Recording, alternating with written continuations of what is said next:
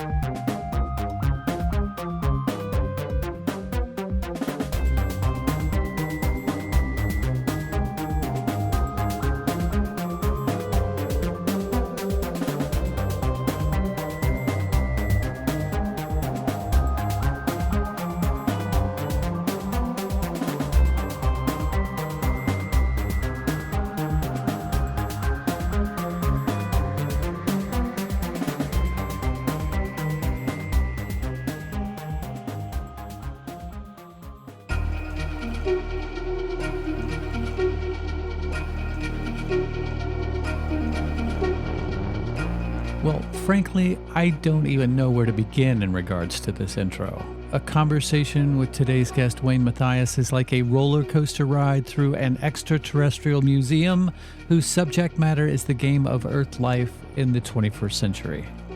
All one needs to do is prepare the metaphorical boat for a sailing adventure, making sure that the rigging is as it should be and that everything is in working order, and then you just hand Wayne the ship's wheel and prepare to take in the scenery. In this case, I started off the conversation by asking Wayne about his upcoming sci-fi book, Reality Benders. So, for anyone who hasn't heard about the Reality Benders before, to give you the elevator pitch, so to speak. Yes. This is the story of Ryan West, a troubled veteran. When I say troubled, I mean he's got major PTSD and is contemplating suicide. So, and he is in a last-ditch effort to try to turn his life around. He has gone to Burning Man in search of a hallucinogenic drug, which has just come out called EPIC, E-P-I-K. And it is being dispensed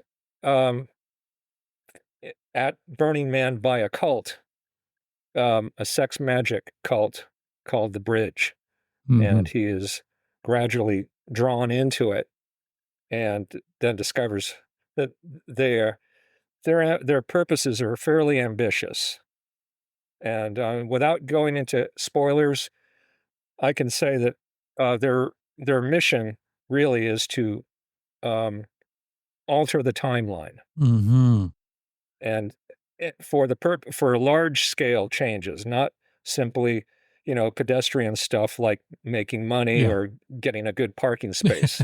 Yes. They're going to alter the course of history.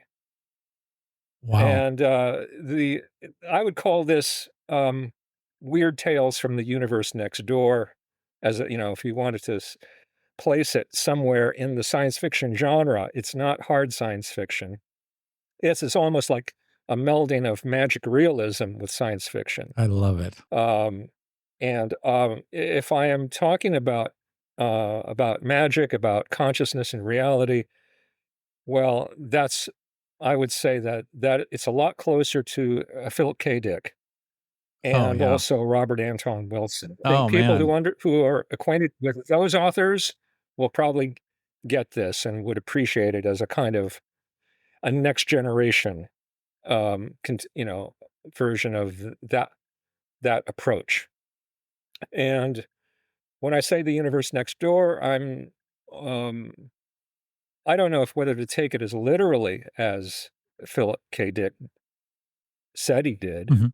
You might know that in certain interviews, he claimed later in his life that these were not stories that he just made up. Yes. That he was actually having memories of another timeline. And now I cannot claim that I'm doing anything like that.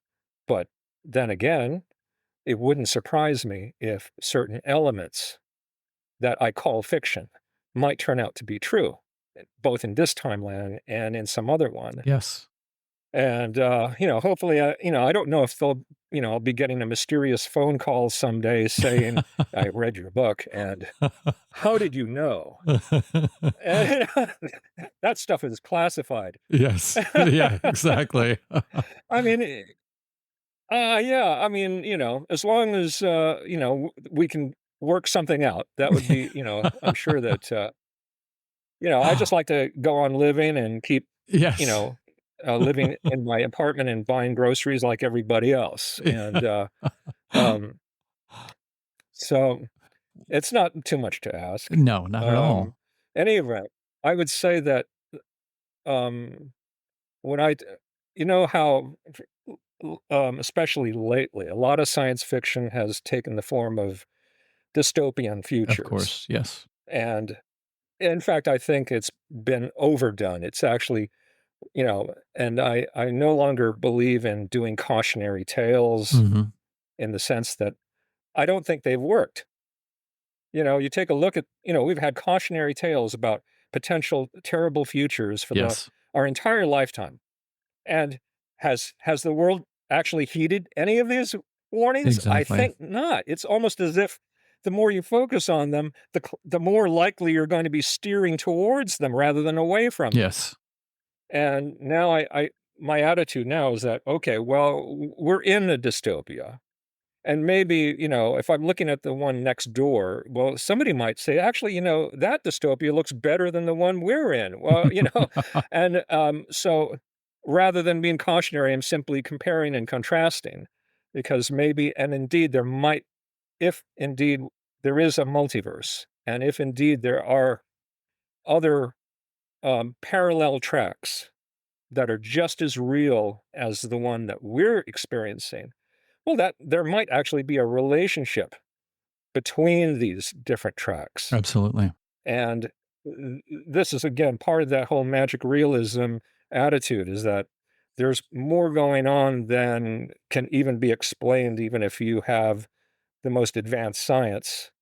You could, because, I mean, there's a point at which, and I'm sure you've looked into things like theoretical physics. Mhm. It's been, that's another one of the subjects that has started to seep into the mainstream, Mhm. although it's still, it's mostly scientifically illiterate. It's mostly for entertainment purposes. Absolutely. But the fact is that, I mean, even in what I would call a very uh, astute, scientifically astute film like Oppenheimer, I don't know if you saw I did, Oppenheimer, yes. Mhm. that was introducing people who hadn't maybe not been introduced in this way before to the idea of quantum mechanics and the uncertainty principles and Mhm. all these other things that are going on in the unseen subatomic world that made it possible for people to make atom bombs. And it's unfortunate that the first thing that happened, when you make this discovery was made, the first thing they do is make a bomb out of it. Gee, Yeah, that's not exactly um, a good advertisement for the human race. absolutely. So if there were now taking again, I'm being careful about what I want to present to people Mhm. so that it doesn't just become another kind of bummer. Okay, Yeah.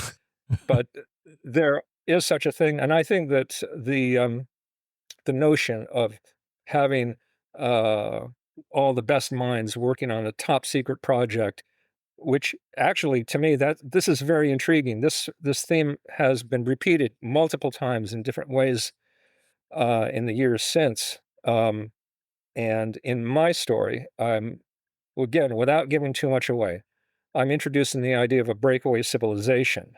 Now, I don't know if that concept is something you're familiar with, because I can Yeah, go into it. absolutely.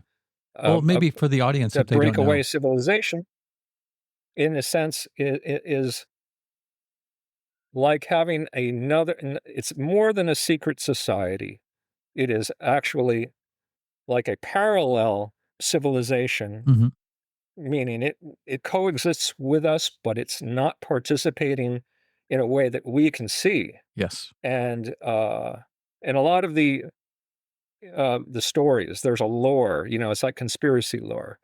You could say that the breakaway civilization has a parasitical relationship with the surface world, you might say, the world that we live in, and that um, they're siphoning wealth and resources and talent out of our world to serve their purposes.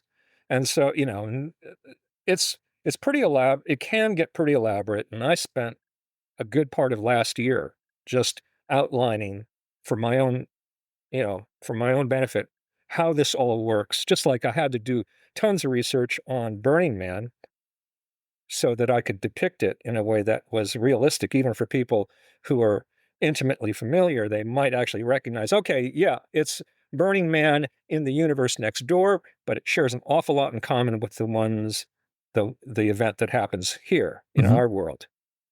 And um, I also had to do a ton of research about the military because my character, Ryan West, is a veteran of the U.S. Army, Mhm. and he has his whole backstory. He had a career, and it all basically started in the wake of 9/11, when there's like a whole generation now of I don't know if you know any of them, if you know people in the military I or don't. came from this.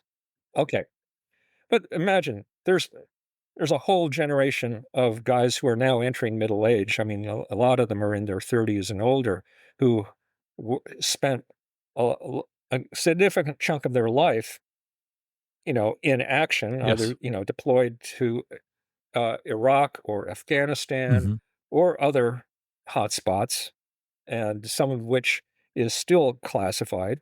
We're not gonna hear about all the special operations, not for a long time. Yep.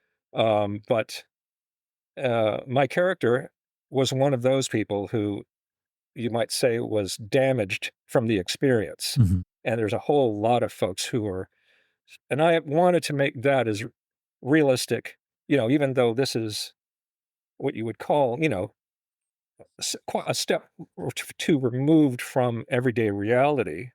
I wanted to make that, ex- that character, the veteran, as true to life as I could. Just because I care, my own dad was a veteran of World War II in Korea, and he had a huge amount of, I don't know how to quantify it, untreated PTSD. Yeah, yeah. Pretty heavy to grow up around that. I would imagine. So, um, and there are certain things that I can spell out, as far as issues. There's so many things that came up in the course of writing this, and it's still going on. Um, you could say that there's an intersection between um, philosophy and magic and science and politics. There's so this whole book really has turned out to be a world building exercise. And it really is laying the foundation for what could be a series Oh, of fantastic. novels, depending upon the response. I'm hoping that, it will be popular enough that I'll get a clear signal that, yes, you should keep writing, Mhm. keep and there'll be an ensemble, there'll be characters rotated in and out. And I didn't expect at first that the multiverse was going to play any role at all in this because I felt, and I still do feel that um, when something enters pop culture, it is frequently overdone, and then people burn out on it, Yes. and and it's hard to find people who really can articulate stories in that using that to do it well. It's kind of like doing time travel. Yes. Some people do time travel really well, and others, yeah, it's like, and um, and there's a close relationship, in fact, between the time travel genre and the multiverse genre. And what I'm doing, which I hope is like a new spin on it, is connecting it with magic, in the sense that if consciousness and reality are actually one and the same, that is, I'm starting with a metaphysical premise And from that metaphysical premise, you build your entire worldview on, that's like the foundation, Yes. the metaphysics, and then the physics, and then how people use it, trying to use all of it. And um, now I'm wondering also if, are you familiar? You're probably familiar with simulation theory. We've spoken And about it this was many an times. idea that, yeah, Mhm. I've had to give this some serious thought. I was not in the sense of believing that it was there's a literal computer game running on some, Mhm. rig the size of a planet. It's not like the Matrix movie, which, by the way, the Matrix, if you take it metaphorically, it's a very powerful story. And I remember when it first came out in '99. Did you see it when it first came Oh, out yeah, in I the theater? saw it in the theater. Because Yes, a few that was times. wasn't that mind blowing? Didn't Yes, it make your hair stand up a I bit loved because you it. just go, whoa, whoa, Yes. yeah, and there's there are times that pop culture actually does come through, and Yeah, that was one of those times. absolutely. And so simulation theory, as I'm using it, I'm kind of applying it to, um, let us say, extreme idealism in the philosophical sense, in the George Berkeley sense of that all that is happening is an experience. The You and I and all other sentient beings, we're having an experience. There does not have to be any self-existing external reality in order to have the experience.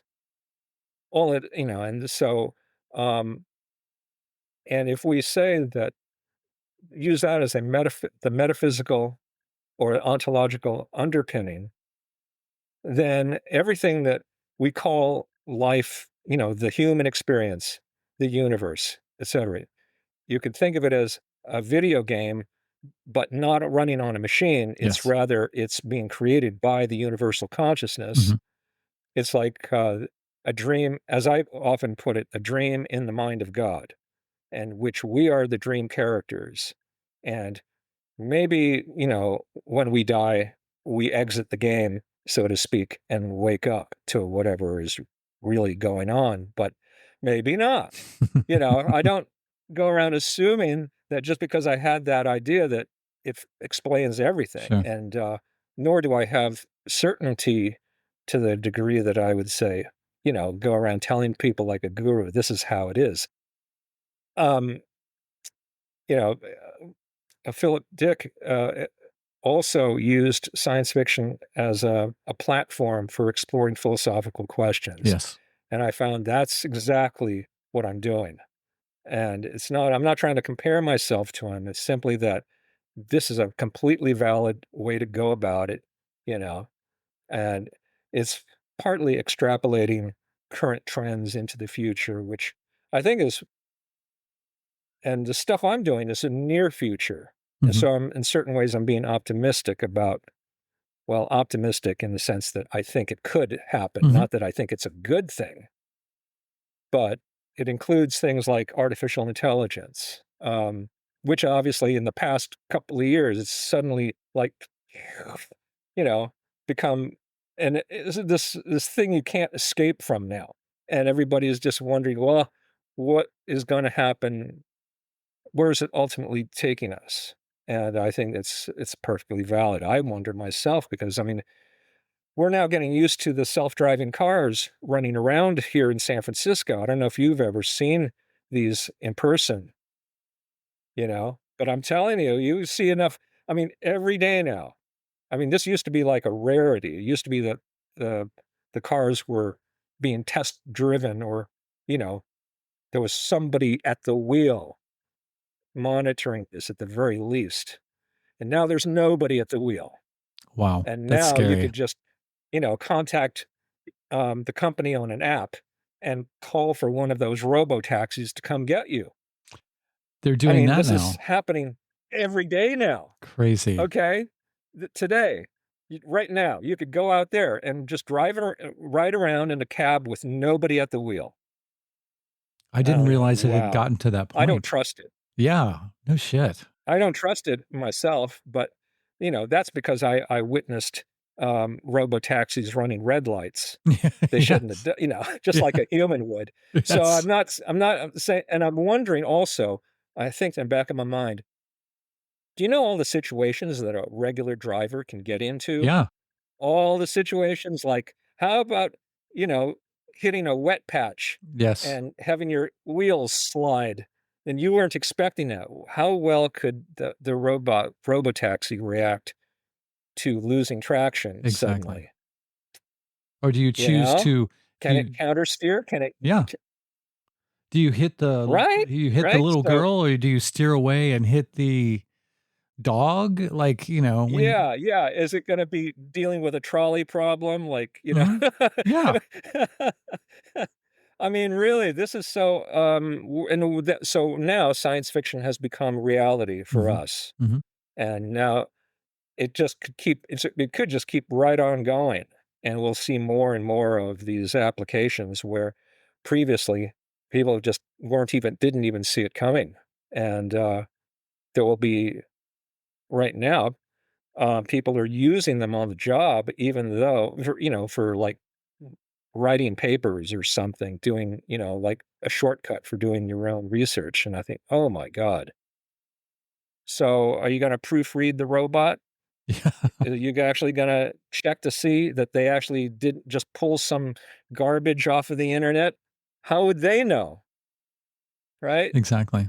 Um, so it'll be interesting to see just how when we talk about, I mean, and there's people out there still who seem to think that when the singularity comes, it'll be like having a computer god, you know, that it will be somehow smarter and wiser than we are, I keep remembering the principle of garbage in, garbage out. That has not changed. Yeah, it's like So, that with people too. it's if you were to right now, the only way you could have an AI that is in any way reliable is you've got to shelter it Mhm. from all the stuff that people do. You don't Exactly. want it to see everything that humans are up to. Might, that's how you get Skynet. I think they all decided, Do you think okay, I've seen enough. Kill them all. Yeah, So exactly. Do you think kill that all humans. do you think But um, yes. do you think that all of that is inevitable? I know it's being cast that way, like just get out of the way, AI is going to take over everything, or do you think that's just some sort of propaganda so that people will see it as something inevitable and therefore make it inevitable? Yeah, well, I would say that all changes like on that scale involve a certain amount of, you know, advances and setbacks. And some that I would expect the setbacks could be quite spectacular, depending upon how much trust people put into something that isn't ready for that responsibility. Exactly. Um, so yeah, hopefully we won't all, have to suffer a lot from those mistakes, but they're certainly almost certainly going to happen. Like, for instance, I mean, the robo taxis could get people into some serious trouble, For sure.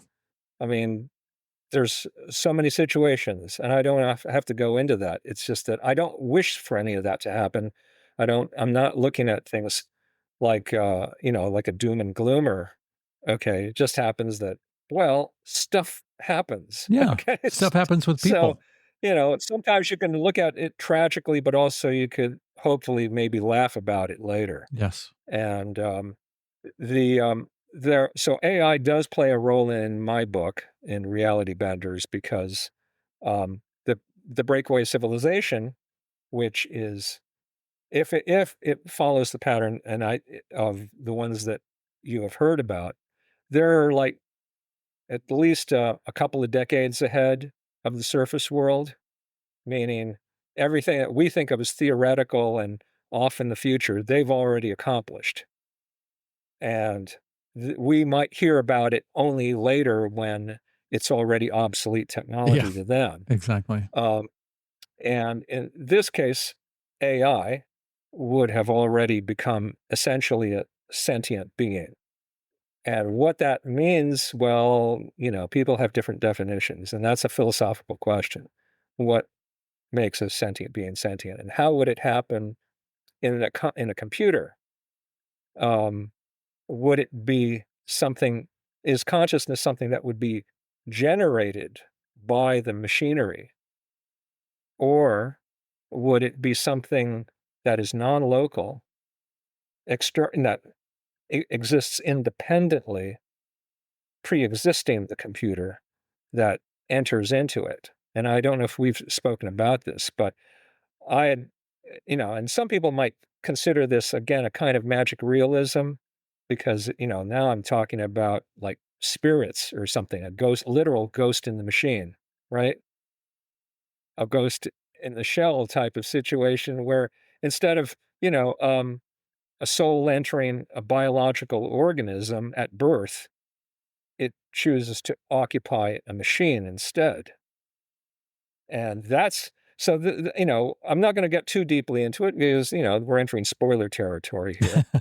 Um, but, but the computer does this artificial intelligence, which has to be kept secret. Because its existence would become so disruptive. It would be like the equivalent of admitting that you're in contact with aliens from another world. It's that big. And on top of that, it handles actual responsibilities in the running of these. The breakaway civilization operates underground cities. That's not a big spoiler because underground cities have been part of conspiracy lore for a very long time. Absolutely. You might have heard about, you know, that there's these not just, deep underground bases run by the military, and some of them are connected by tunnels, all of that stuff, right? So this is a fixture, part of the world building that I'm doing.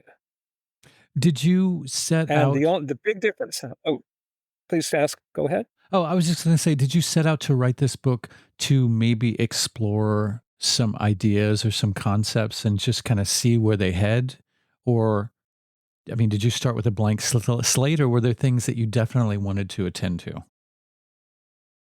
Um, uh, what it started out as was a prequel to a screenplay that I'd written in 2016 called Epiphany, which involved the same character, Ryan West, and that was actually a different timeline, which I'm salvaging to use in this story as another alternate future, or alternate present, actually, um, because Ryan West has both his timeline A and his timeline B.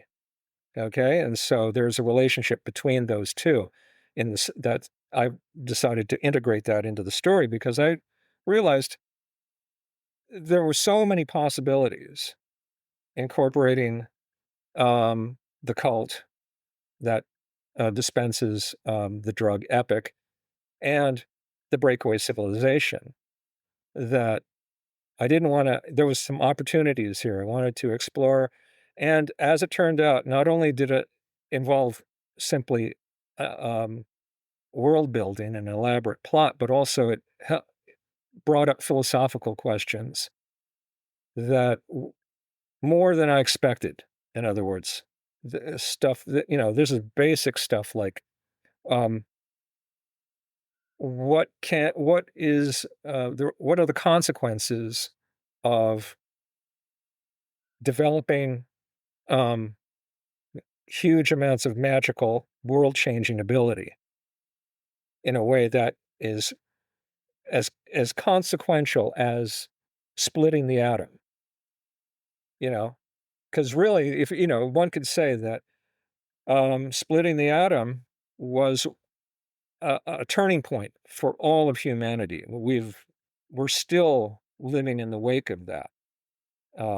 Imagine that was all happening in the analog world.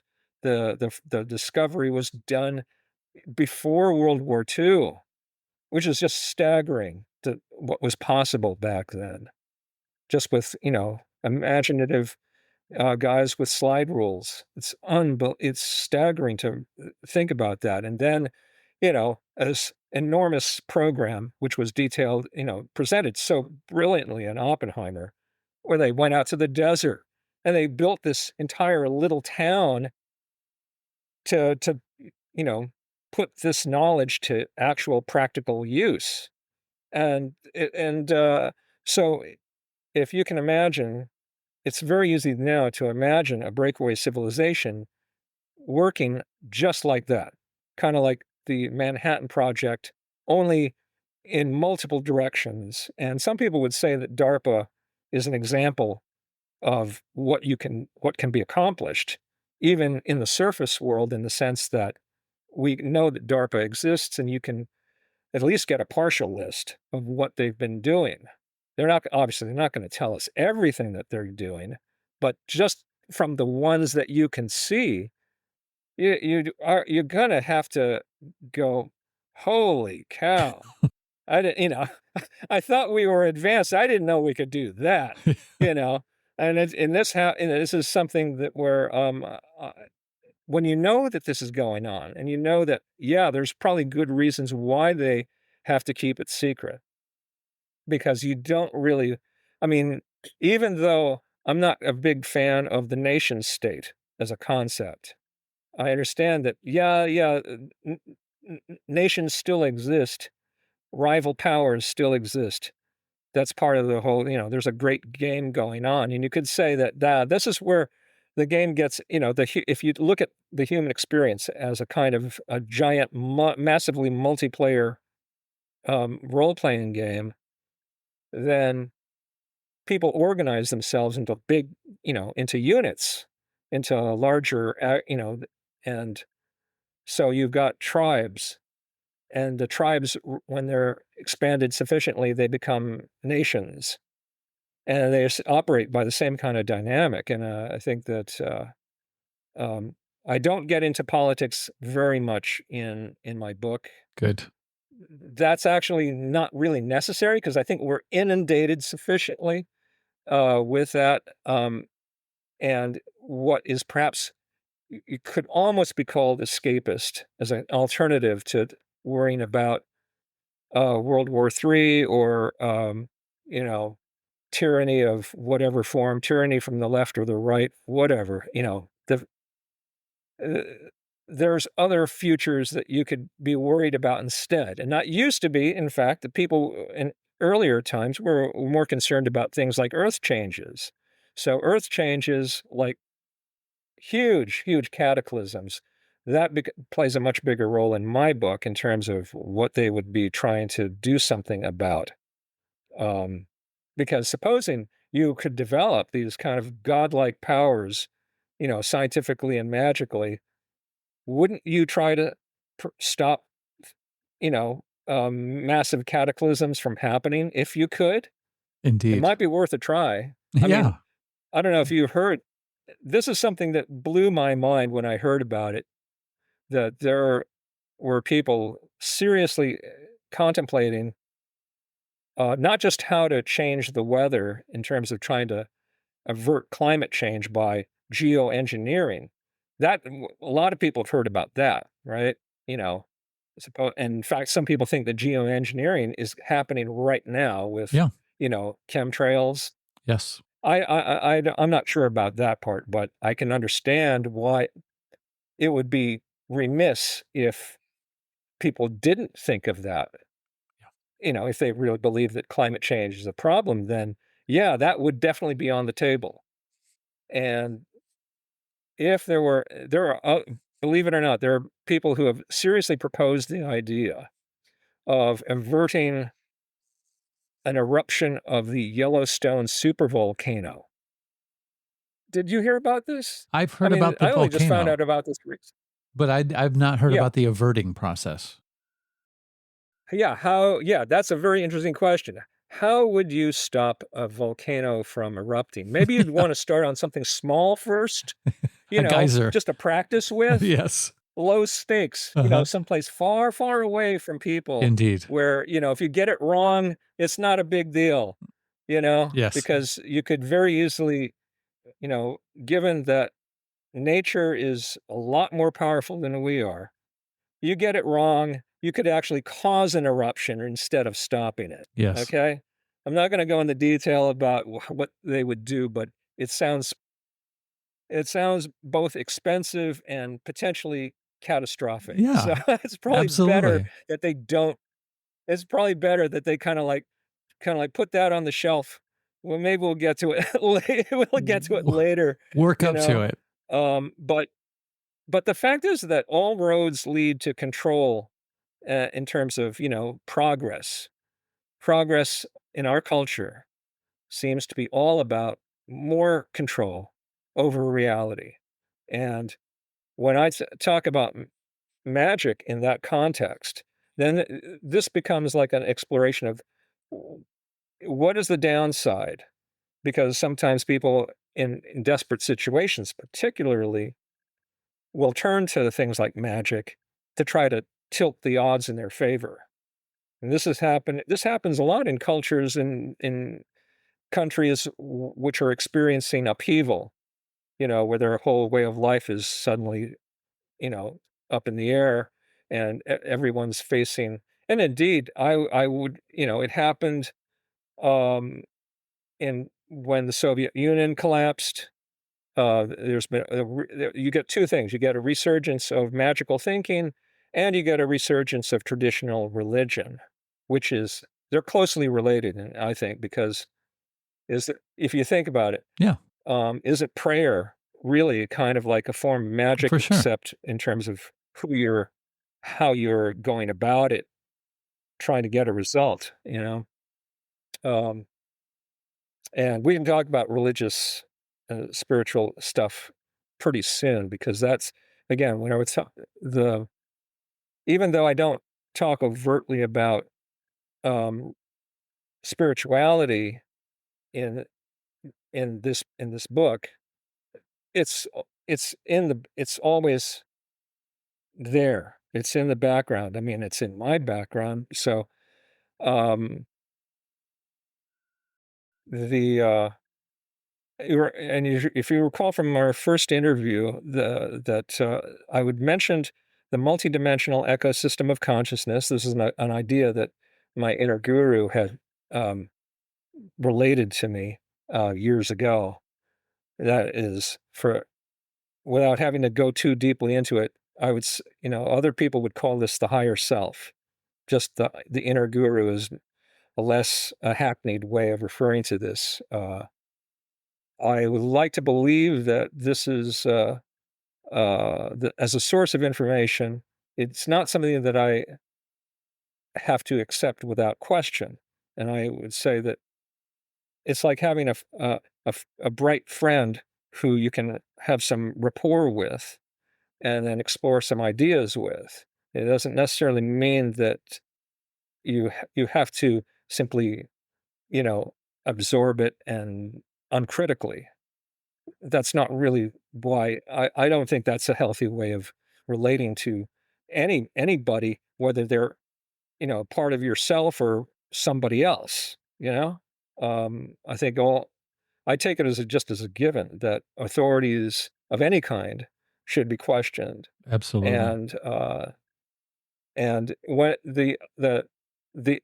but the ecosystem of consciousness idea is to me it's fairly self-evident in terms of life on earth, that life you take it in its totality, in a sense that, in a way it's reminiscent of the pagan worldview. If we look at native cultures prior to or separate from the Abrahamic religions, everywhere you go, nature is like this nature is the world and you're a part of it, and it's all this incredible interlocking um, network of life.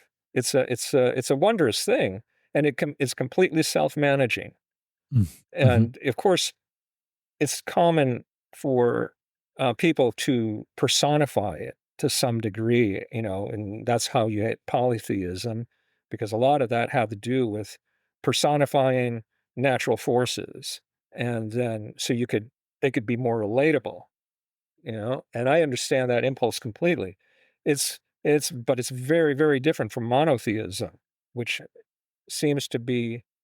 You take a look at where that all came from. That was there was a concept which was my inner guru had related to me later, the hierarchy of creators. Now, the hierarchy of creators sounds a lot like, well, it's basically like hierarchical dualism as it's been spelled out by numerous organized religions. Um, and of course, for some reason or other, they seem to have come out of a certain region of the world, from the Fertile Crescent down to what we call the Middle East. Seems that, and going back even before Judaism, Christianity, and Islam, even before that, there were the original city-state civilizations in the Fertile Crescent. And what you get again and again and again is hierarchies, and it's like you've taken the power, the caste system, the power structure that people created, and then you just keep projecting it further and further into the heavens, so that your invisible friends run the universe the same way that the monarch and that whole layer cake of minions operates their society. I think that whole idea has to be called into question. And if you were certainly, uh, although at the same time, it doesn't mean that there's nothing real happening, because what is real? This could be just another element of the game, the human experience, in big quotation marks with a trademark symbol. If that's, it could be like new downloadable content. I mean, I don't know if you're a gamer, you know what I'm talking about. It's like you've got the original game, and then you've got all these add-ons you can get later, right? And so maybe, you know, um, and that's kind of heretical for me to be talking like this, because it sounds like I'm saying that humanity created the hierarchy of creators that did not pre-exist the universe. And that just sort of like blows away a lot of, theology, basic theology. It always starts with the opposite premise that this, that, and of course, the pagans and the religious folks have been going at it for centuries. I don't want to get too caught up in that, but the fact is that there are these 2 points of view, and indeed, that's the way my inner guru presented it to me. There are these two things going on. You've got the ecosystem of consciousness, which is basically anarchistic, fundamentally, unless you want to humanize it, and then you've got the hierarchy of creators, and these are the main elements of the game that we're all caught up in right now. We can't just dismiss it and say it's not happening. And also, I would also say that um, having grown up Catholic, even though I left that church a long time ago, I still recognize that miracles happen.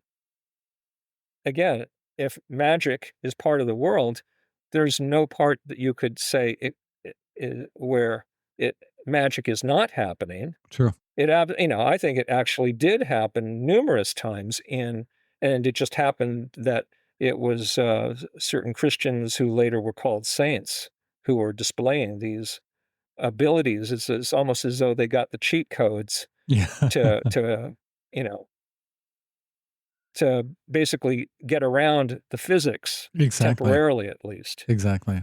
I don't know if we talked about Joseph of Cupertino, who is the patron saint of pilots and astronauts and slow students. Um, he was actually he was lived in Renaissance period. He was a Franciscan, and he was documented as levitating. He was literally a flying saint, and he was witnessed numerous times, and people converted on the spot from having seen him do this, and he did Wow. not know what he was doing. He was really kind of an idiot savant, in the sense that in fact, it was kind of a fluke that he even managed to get into the priesthood because he was considered a real dunce, Hmm. which is why he is the patron saint of slow students, for, you know, people taking tests and worried about whether they're gonna pass. Yeah. Well, pray to Saint Joseph of Cupertino. And, he was actually, uh, investigated by the Inquisition, would you believe? This is a real point in his favor, by the way, that the Inquisition, eh, accused him of witchcraft, and luckily, he was cleared. Maybe it was because they realized he was just too dumb to be able to do any to be doing this on purpose. Yeah, exactly. He wasn't capable I of mean, really, he intention. probably had some friends too, just vouching for him, say, "There's no way he could be a magician. He Yeah, does not know what's going on here." exactly. He You can't know? even read. I mean, really, he was the kind of guy who would just go into, what you would call religious ecstasy. Hmm. He was, literally kind of like, um, he was just getting the whammy from on, the divine, the Holy Spirit or whatever, and he just started floating, and he didn't even know that it was happening until somebody would yell up at him, "Joseph, come down from there," and really, Well, so I think there's no reason at all why it couldn't happen in any context. absolutely. That reality, the rules of reality are a lot can be bent. Oh, for sure. Just like in the Matrix, some rules can be bent, and Perhaps he was he so that's yes, perhaps he was a great vessel for that because he, in a sense, he was empty. Like he wasn't filled with a bunch of yeah, intellectual yeah, gobbledygook.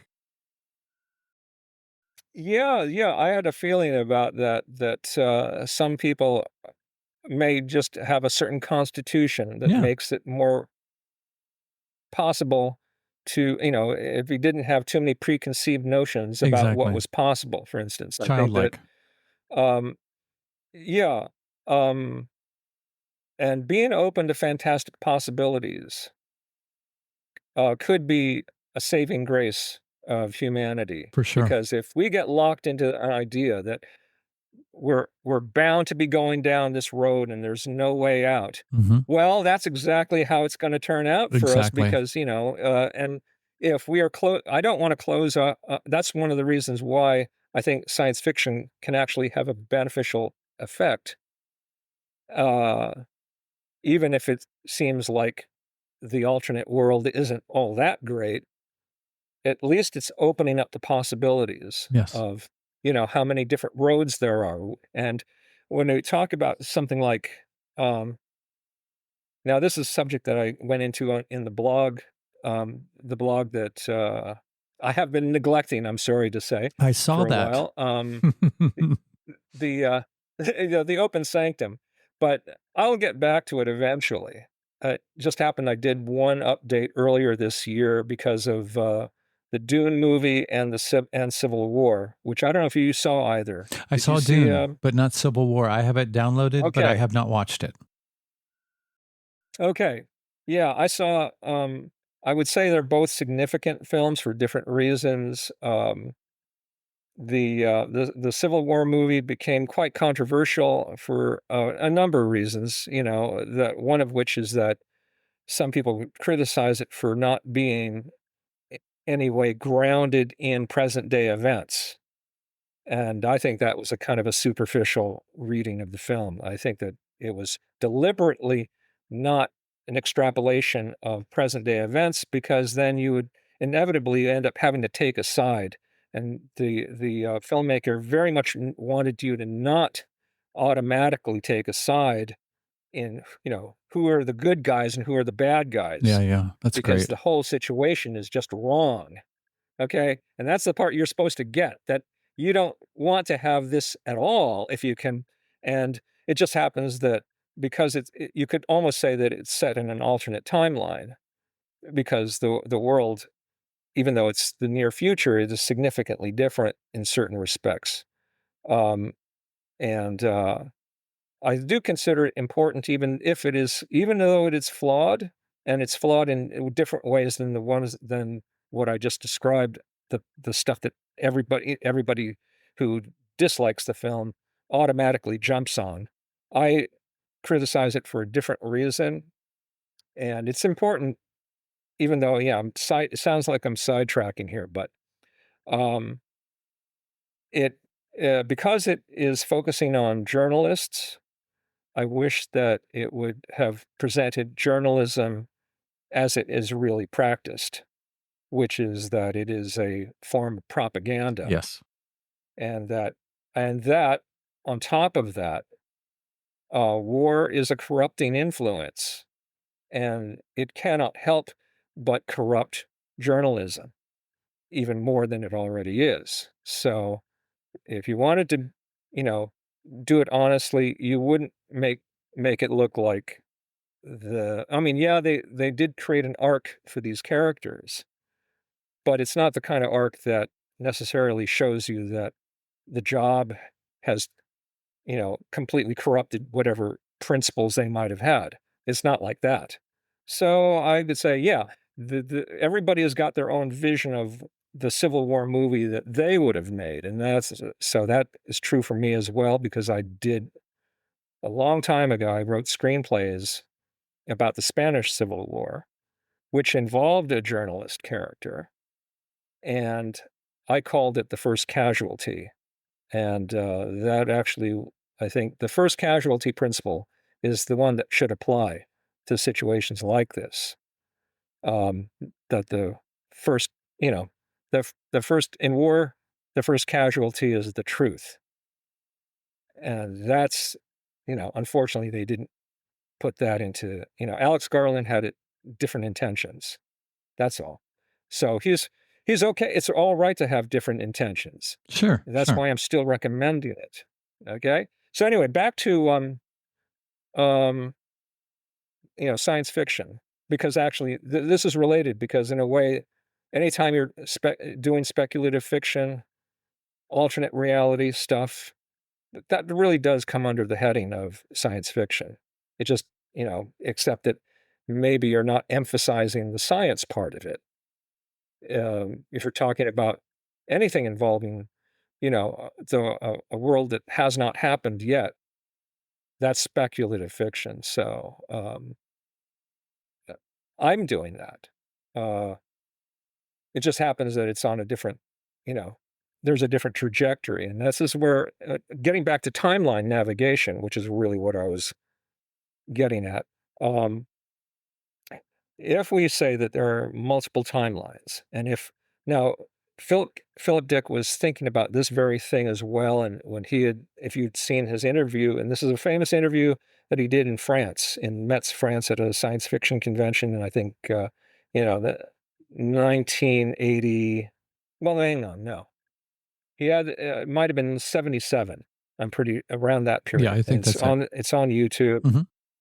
and at that time, he had gotten the idea that the st the storylines that he had gotten about this alternate future, which was tyrannical and in many ways more dystopian than ours, that represented uh, a timeline that was, in a sense, overwritten, in the sense that if you take a recording and you re-record on top of it, it erases the previous one, but there is still possibly some bleed through, some residual, um, you know, some traces of the old timeline, and that's what he felt he was picking up on. And when and he had another related idea that had to do with this famous quotation that the empire never ended, and that he had an experience of being one of the early Christians in the Roman era, um, and that that reality, that past, what we would call the past, was superimposed upon the present, and he was experiencing both at the same time. And it was a I can understand it. I mean, you kinda have to be a little kooky to get into that headspace, but I can sort of see what he was getting at. I mean, I'm kind of certifiable, so it maybe it's less effort for me. I I now I'm now kind of, instead of saying that, I had, episodes of mania, I now would probably attribute it to, the natural occurring DMT in my Yeah, brain. there you go. That's a great way of I putting think it. maybe I've just got more of it. Yeah. I don't know. I can't, but it sounds good to me. I'll use that one for a while, you know? Well, Endogenous DMT. I think that's the term. I love it. Um, and not enough to cause, geometric patterns and machine elves, but it certainly gives me some pretty wild ideas. Um, That's a good thing so to be. hopefully people will. Yeah, well, I decided, if you're a loon, after a while, you might as well just turn pro. And that's Hell so yes. being a science fiction writer is my way of turning pro. Um, I wanted to, if in case, because I don't want to get too much into the plot of the book, I can Yeah, at yeah. least talk about some of the issues that came up in terms of the things, the thing that keeps me going, why I'm doing it. Clearly I'm not in it for the money, because if I were looking at the amount of time I invested, it's like I'm getting pennies per hour, even if the book is successful. Okay, this is not making any sense from an economic point of Yeah, view. yeah. Um, and I don't even really require, very much attention from the world. I mean, it'd be kind of nice, I suppose, as long as, my fans aren't complete loons, which is always a risk, you know. I have to be willing to take that risk. For sure. The but I think that what keeps me going is that when I even if I have a plan about what I think the story is going to be, when I actually get into it and start writing it, uh, I surprise myself. Things start coming up that I did not imagine would even be an issue, and then I'm dealing with it, and I'm going, "Wow, I didn't know that was gonna come up." Like, for instance, one of the oldest, philosophical questions, has to do with, free will versus determinism, and, I didn't I used to just sort of, like, dismiss that because I wasn't r that sounds like something you would talk about if you were a university student, right? If you were, um, in the philosophy department. Uh-huh. Yeah, And I don't know, if did you study any philosophy in college? I 'Cause, didn't. I'd taken some courses, but it was all kind of I was pretty much a flake, I'm sorry to say. Did you study philosophy and spirituality kind of informally on your own? Informal. Most of my studies were informal. I had college here and there. I never got a degree in anything, but yeah, most of my study has been self-propelled. Yeah, I think that's actually a good way to go It's because, cheaper. school, yeah, there's that. And also there's nobody telling you, no, that doesn't fit the syllabus. Exactly. You know, just stick to this stuff, Yeah, okay? Whereas I'm just naturally, if you're interdisciplinary, you're always going to be going and trying to connect things that your teacher probably wouldn't have connected. absolutely. And and um, I would say that the issue of free will actually does matter to me, in the sense that, what people do has direct, people affect each other all the time, and we can't always foresee all of the consequences, no matter what our intentions are. It's one of those things that makes human life so complicated. Um, and supposing, and there's people out there, and I would say they're not fools, they're scientifically driven people who seriously believe that everything that has happened up to this point has been the result of previous causes, that there's a chain of causality. that goes back and back and back, and it's all so intricate, and it all goes back to the Big Bang. And they take that chain of causality very seriously, and it includes, amazingly, human behavior, and I had to think very deeply about, well, where could you find the gaps in that theory? Because it's a theory. You can't really prove this. You don't have there's no second universe you can immediately Exactly. bring up and say, and demonstrate, okay, we've changed the conditions at the Big Bang just this much, and then everything turns out differently. Exactly. No, no, no, no. We don't have that. No. So sorry. You can only do this in your imagination, and we all feel, at least a lot of us feel, like we are making our own decisions. Sometimes we're compelled to do things by our circumstances. Yeah, like if you have a job and you have to get up and show up at 8:30, well, that kind of determines how you're going to be spending your morning, whether you like it or not. You're going to have to get up and do stuff. And so there's so many ways that you could say, well, we're not free to do this and that because of, but Circumstances. supposing you're just left to your own devices and you have some free time. Well, and supposing you're just hanging out, whether you're alone or with somebody, and some ideas start to pop into your head. Where do those ideas come from? You know, and can you say that if you just understood brain function well enough, you'd be able to trace all of those ideas back to their source? I kind of doubt it.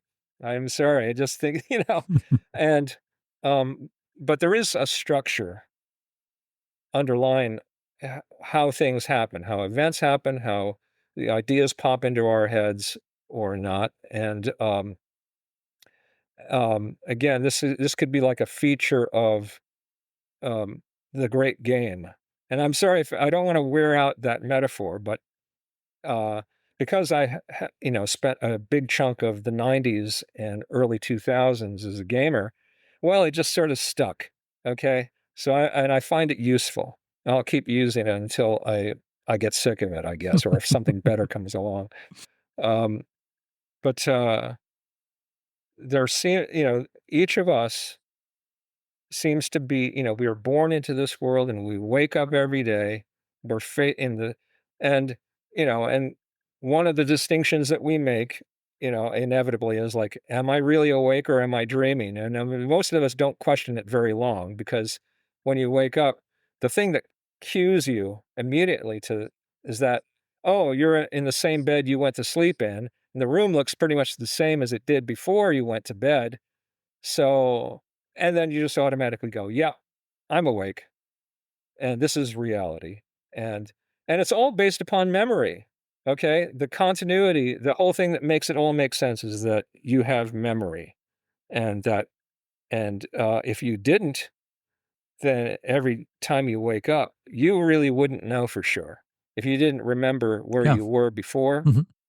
sorry, your reality is your sense of reality will never be the same. And um, so much of our identity, the whole notion of being a person, is based upon memory, Absolutely. and our whole cosmology, the sense of being a person at all is first, there's two things there, in order to have a self, and this is like, again, this is like basic philosophy. In order for there to be a self, there has to be an other to contrast it with. Self and other arise together. And this is like something that you can find this in Western philosophy, and you can find it in Buddhism, dependent origination, it's just, and, uh, and once you develop this whole notion that there is a self, and then you start, everybody, you get, your society starts to tell you that, you have responsibilities for, things that you do. And if you do things wrong, it's your fault. You're responsible. And the weird thing is that it all hinges upon these agreements that we have, that selfhood is a real thing, and that and our relation, that we actually are, um, we're not just driven to do things, but we can actually decide to do things, and it's a deep mystery. And one of the things I realized was that perhaps the the answer to the question of free will or determinism isn't an either or. It's not like everybody always has it all in all circumstances, or you don't have it at all, but it's rather a spectrum Yeah. that is a sliding scale of Hmm. free will. Hmm. I think that's a much more tentatively, I would say that's a much more sensible answer, that free will could actually be increased with awareness, and that, in other words, the less aware you are, uh, the more likely you're going to be in the grip of external forces or determinism, or if you want to get cosmic, you're going to be driven by your karma.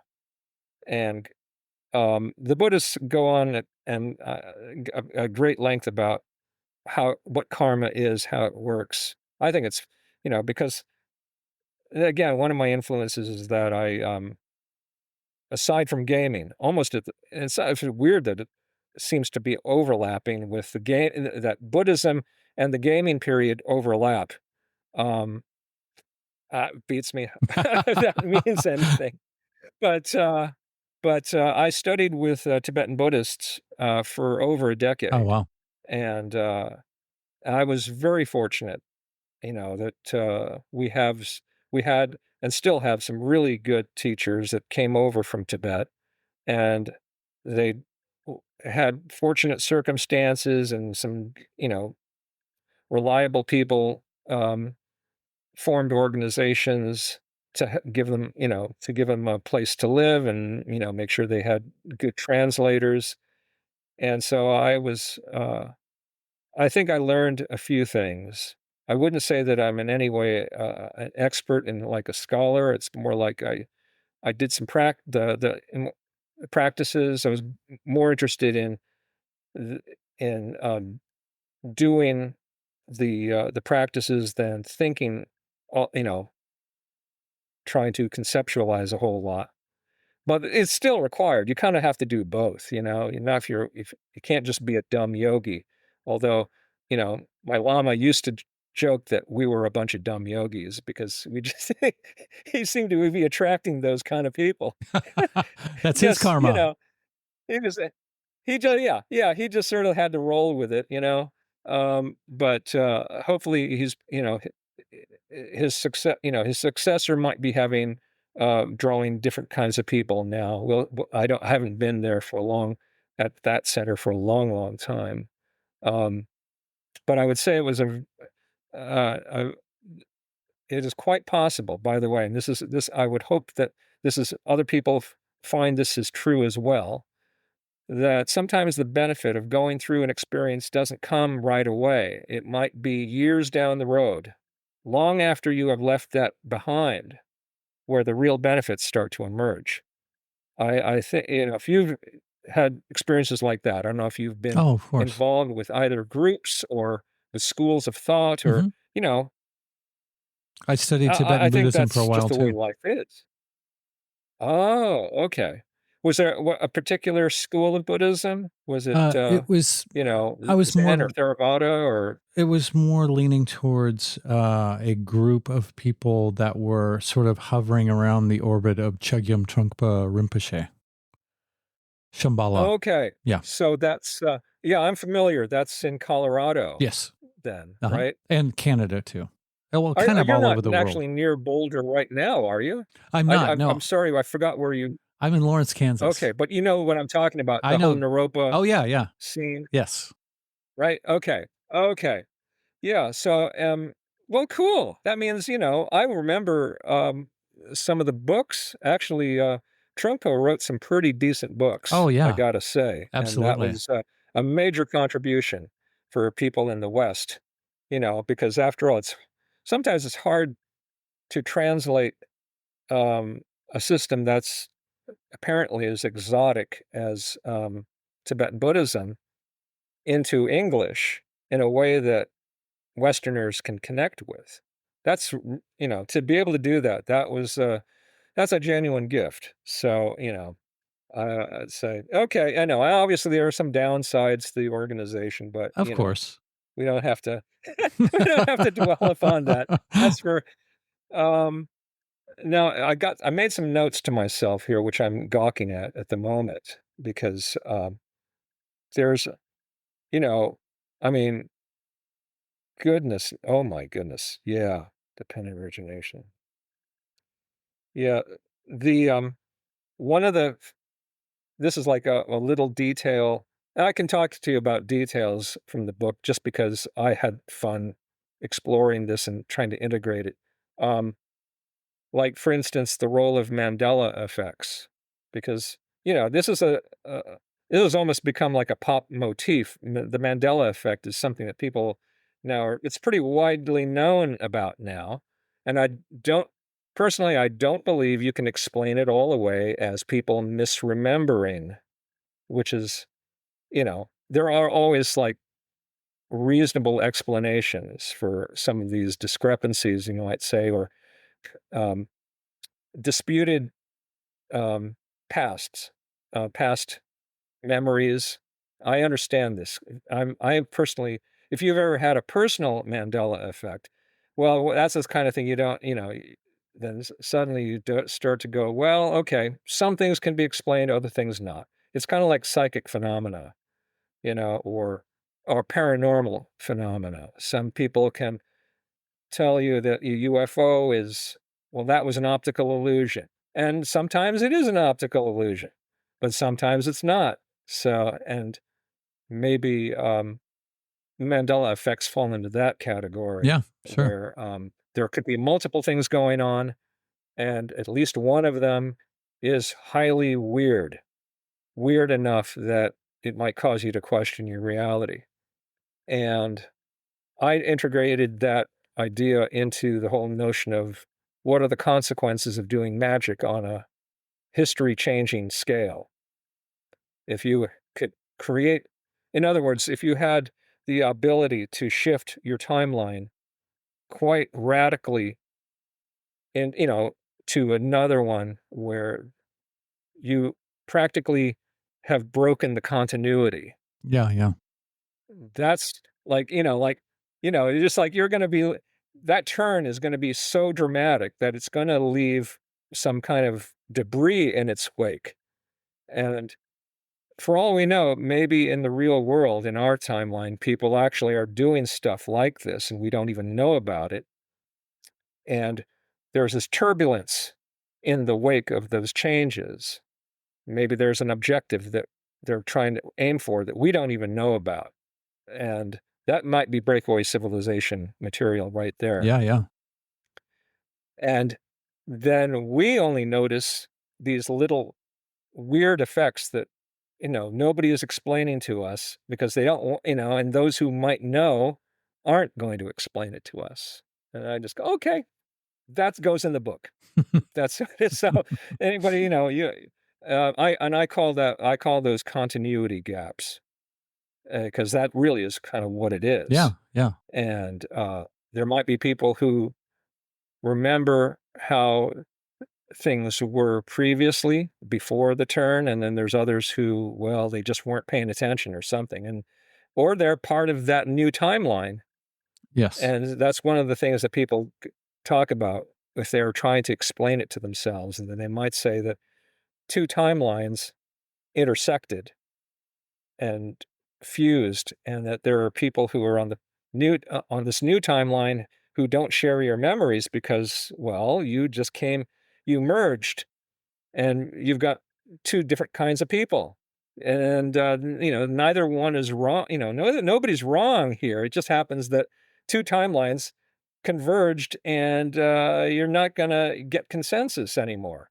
And that might mean, if that is in fact happening, then here's some extra spin coming off of this. is that what if the more that happens, the more these major adjustments are made, the weirder reality gets inherently because, in other words, if you have a world in which fantastic possibilities are becoming real, then that, in a sense, reality has become much more fluid, much more open to more weirdness.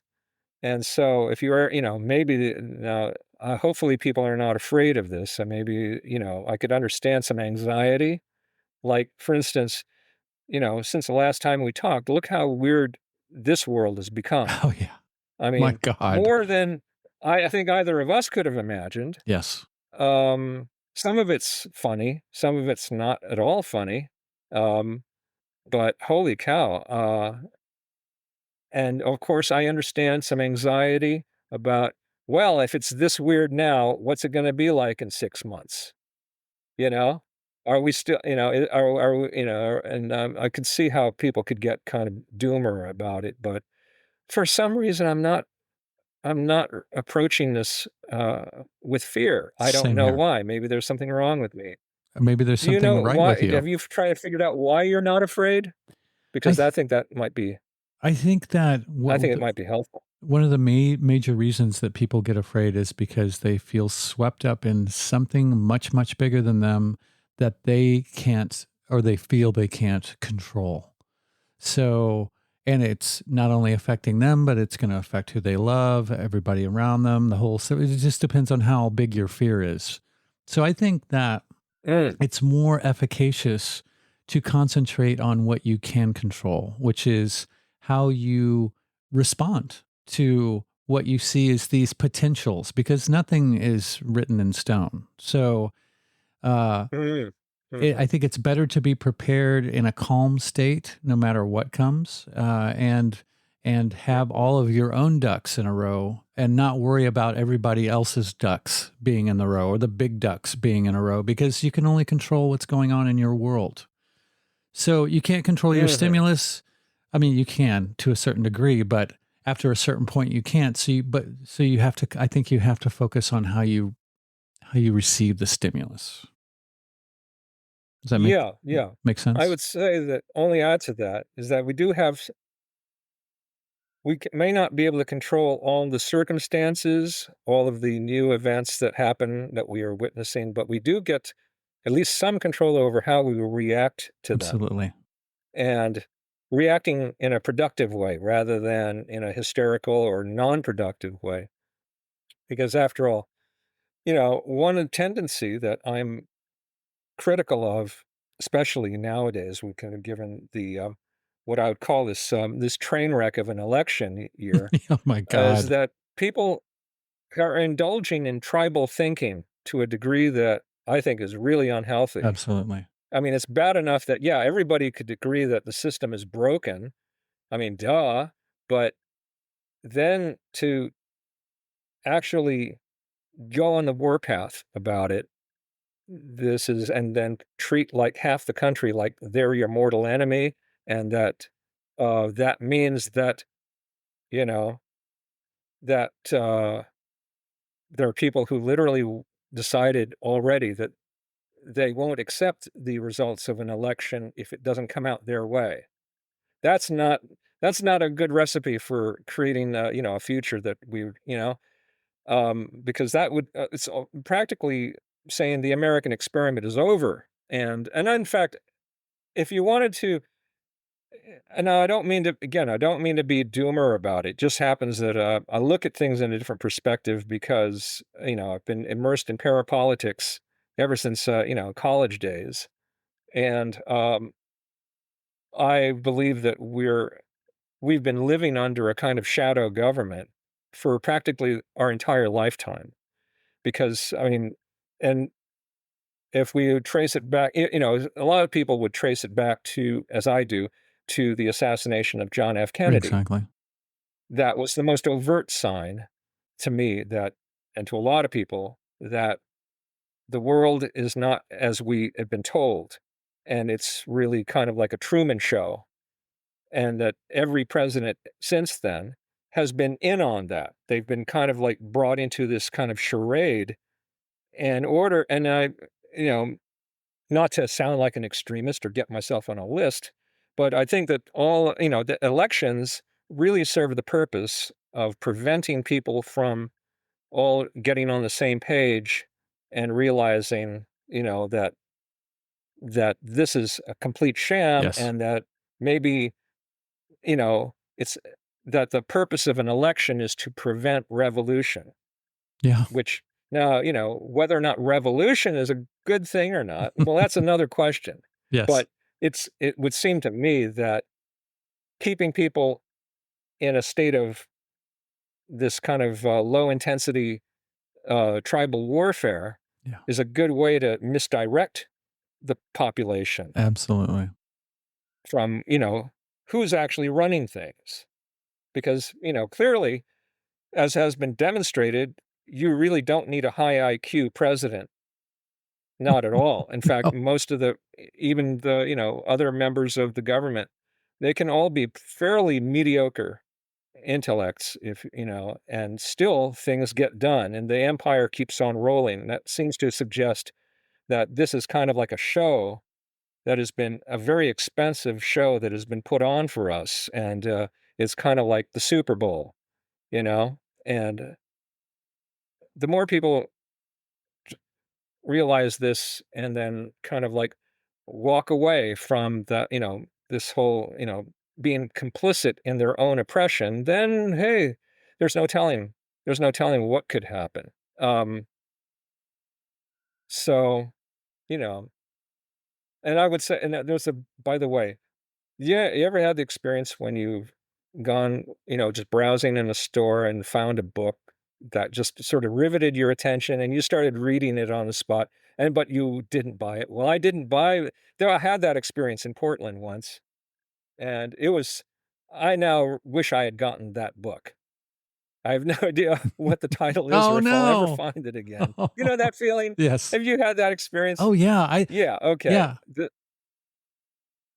So the book that I had found just wandering around, I don't think it was even a real bookstore. I think it was like a secondhand store. Um, and it was the basic idea of and this was a fairly astute author, okay, not some flake at all. This was like somebody who clearly was educated and probably was in a think tank at some point. His basic idea was that the American empire is bound to be short-lived because it's the one empire that has refused to admit that it is an empire. Is bound to be incompetently run, and part of its energies will be dissipated in maintaining the fiction that, that it is, that it isn't that what it actually Yeah. is. Yeah. And I thought, yeah, yep, yep. I mean, it's so self-evident now. And so the question, I suppose, is if all empires end, and that is, by the way, a line that was used in the advert for the Civil War movie. If all empires fall eventually, how is it going to have the people who are running things already accepted that and have made plans for it? And because that would be, I mean, they're not going to tell us, obviously, but it would be kind of nice if there was a possibility of a soft landing rather than a hard one. Exactly. Just because, hey, I live here, okay? Yeah. And everybody I care about, almost everybody, lives here. So, um, and clearly, whoever it is that is being all these chowderheads who are being presented to us as candidates, they're not going to display any of the expertise required for what's ahead. Clearly not. I mean, what we really need, you know, if you want to use a metaphor, okay, it would have to be something like, remember that time when uh, an airliner did an emergency landing on the Hudson River, and it was like one of those perfect 1 in a million perfect emergency, like ditching in the water, and everybody survived. Everybody was fine. and the pilot was this hero, Captain Sullenberger, I think was his name, and th to have the Empire make a soft landing requires that level of expertise and luck, okay? And I don't know if we're gonna get that, and I don't know if even if, you think about if there is such a thing as fate or some kind of intelligence to the way the karma works out. I don't know if we're even supposed to have a happy ending, you know? I mean, but that does not mean that I believe in things like collective punishment.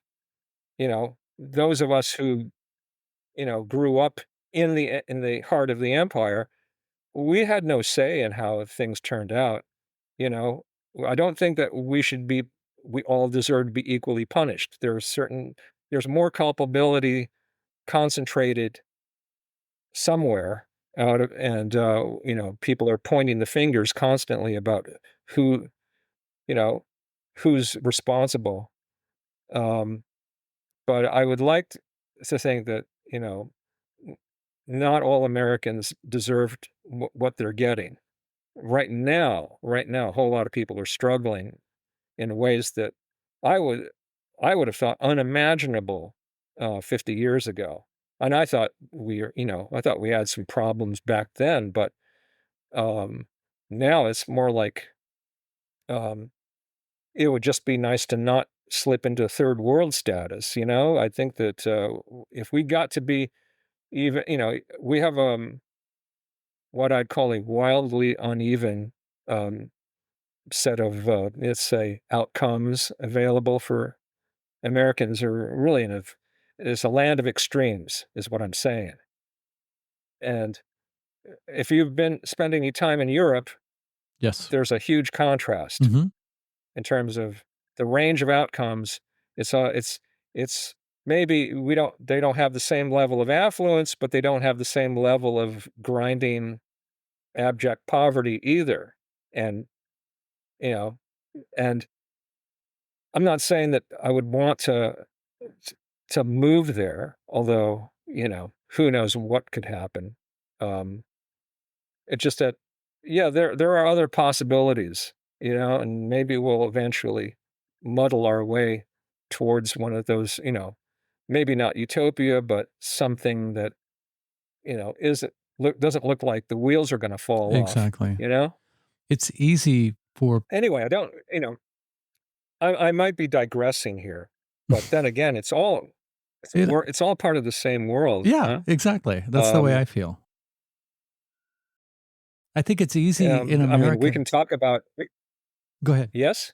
I was just going to say really quickly. I think it's Uh, easy in America to yeah, have this sort of myopic version of what the world is like. I mean, I suppose many different countries and uh, societies suffer the same problem. Although I think America has a special brand of it, but seeing it through a very culturally saturated lens, like looking out on the world and seeing it as something that only somebody in our context could come up with, and not being really able to grasp how other people actually live outside of the reality that the bubble that most Americans live in. I think it's so important to get yeah, outside and look at different cultures and the way that people live because it's so insular here.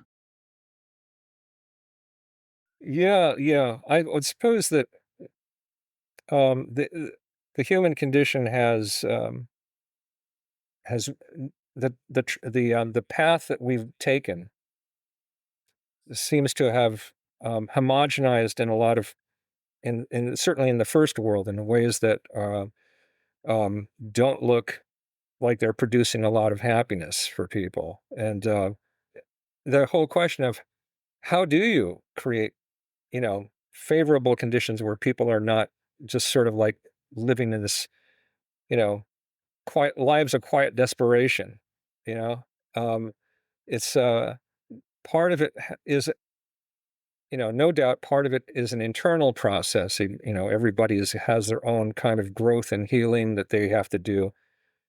just to be able to live with themselves. And then there's, of course, the conditions surrounding them.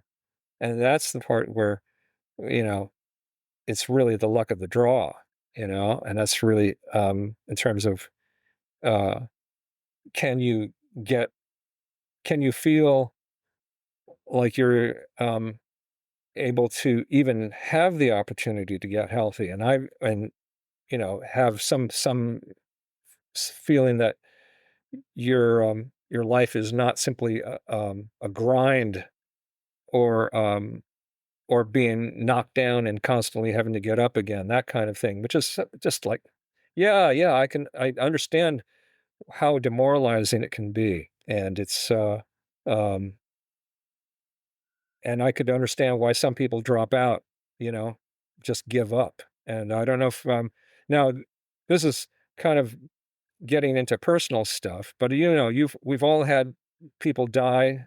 We've all had to deal with the mortality thing where the people we care about, they're always, some are coming and some are going, and it's like what? And if you've ever had anybody commit suicide that that hits in a particularly hard way. I don't know Yeah. if you know Sure. what that's Yeah, like. yeah.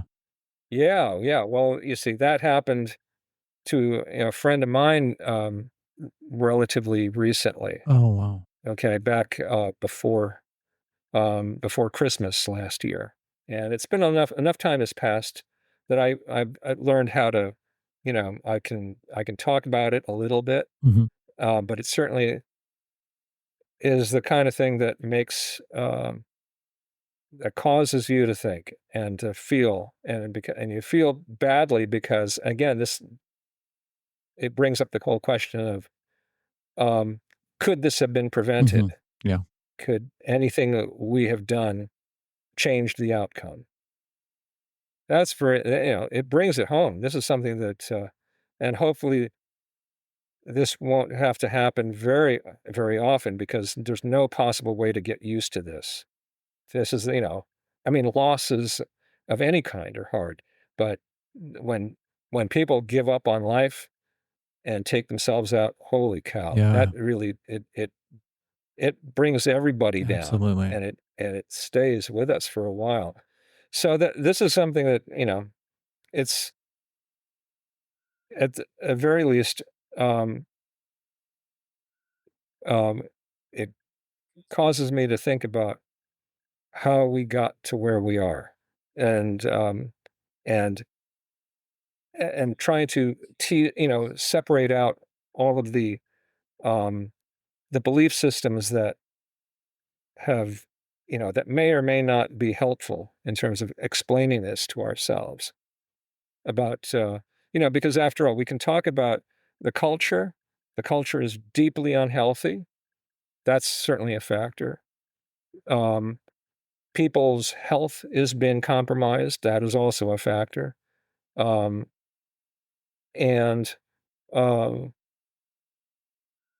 we've, people are having difficulty communicating the way they used to be. Relations have become more tenuous, I think, and this is something that God knows exactly how will it turn it around in terms of, because the even though the internet, and we're using the internet right now, which is, that's part of the irony. We're making the connections, and yet at the same time, um, you noticed that in just over the last 20 years, people have begun drifting away. They become more atomized and more off in their own worlds. And maybe everybody is often has their own kind of private universe anyway, but the, um, the support that is needed is usually it requires some kind of personal, one-to-one contact in the world. It's something that just so fundamental. I don't think we're ever going to not need that kind of contact, Yeah, yeah. I agree. because otherwise, you know, imagine, for instance, and this is not hard to imagine, um, being a prisoner in solitary confinement. People are actually experiencing that, by the way, where they're just literally in a room by themselves all day, every day. Hmm. Now, even if you could still say, well, okay, just to be humane, we'll let this person have internet access and they can, chat with people online. And I just go, well, yeah, okay, maybe that's exactly what, there's probably, this is only one small step away from being in the matrix where you're, living in, everybody's in a pod with wires hooked up to them.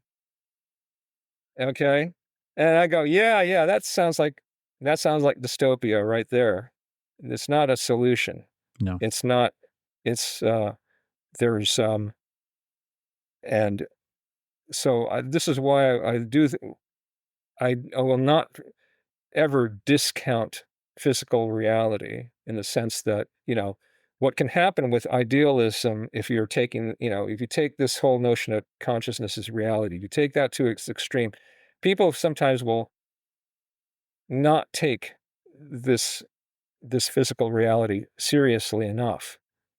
They're trying to transcend it. In other words, that's I have to be careful about that. I could see those tendencies. It's very easy to fall into that Hmm. of just trying to get above it all.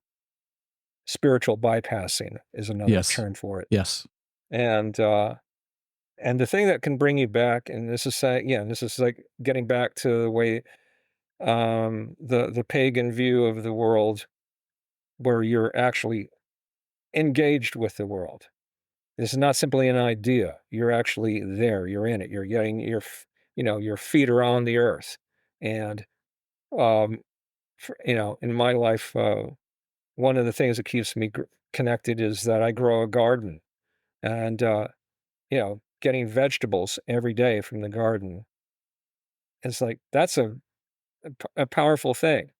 I paying attention to things like those plants are kind of like my connection to the earth, Yeah. Yeah. and I'm I have a responsibility, but it's not like I'm controlling them. I'm kind of I work with them, and thank goodness I have favorable conditions. I don't know if have you done any vegetable gardening? Because it's something that I highly recommend. Yes, I have delved into it, but I am highly ignorant of that whole process. So I keep attempting Hmm. doing it, and one day it will click, Oh, and I will get on the yeah, frequency.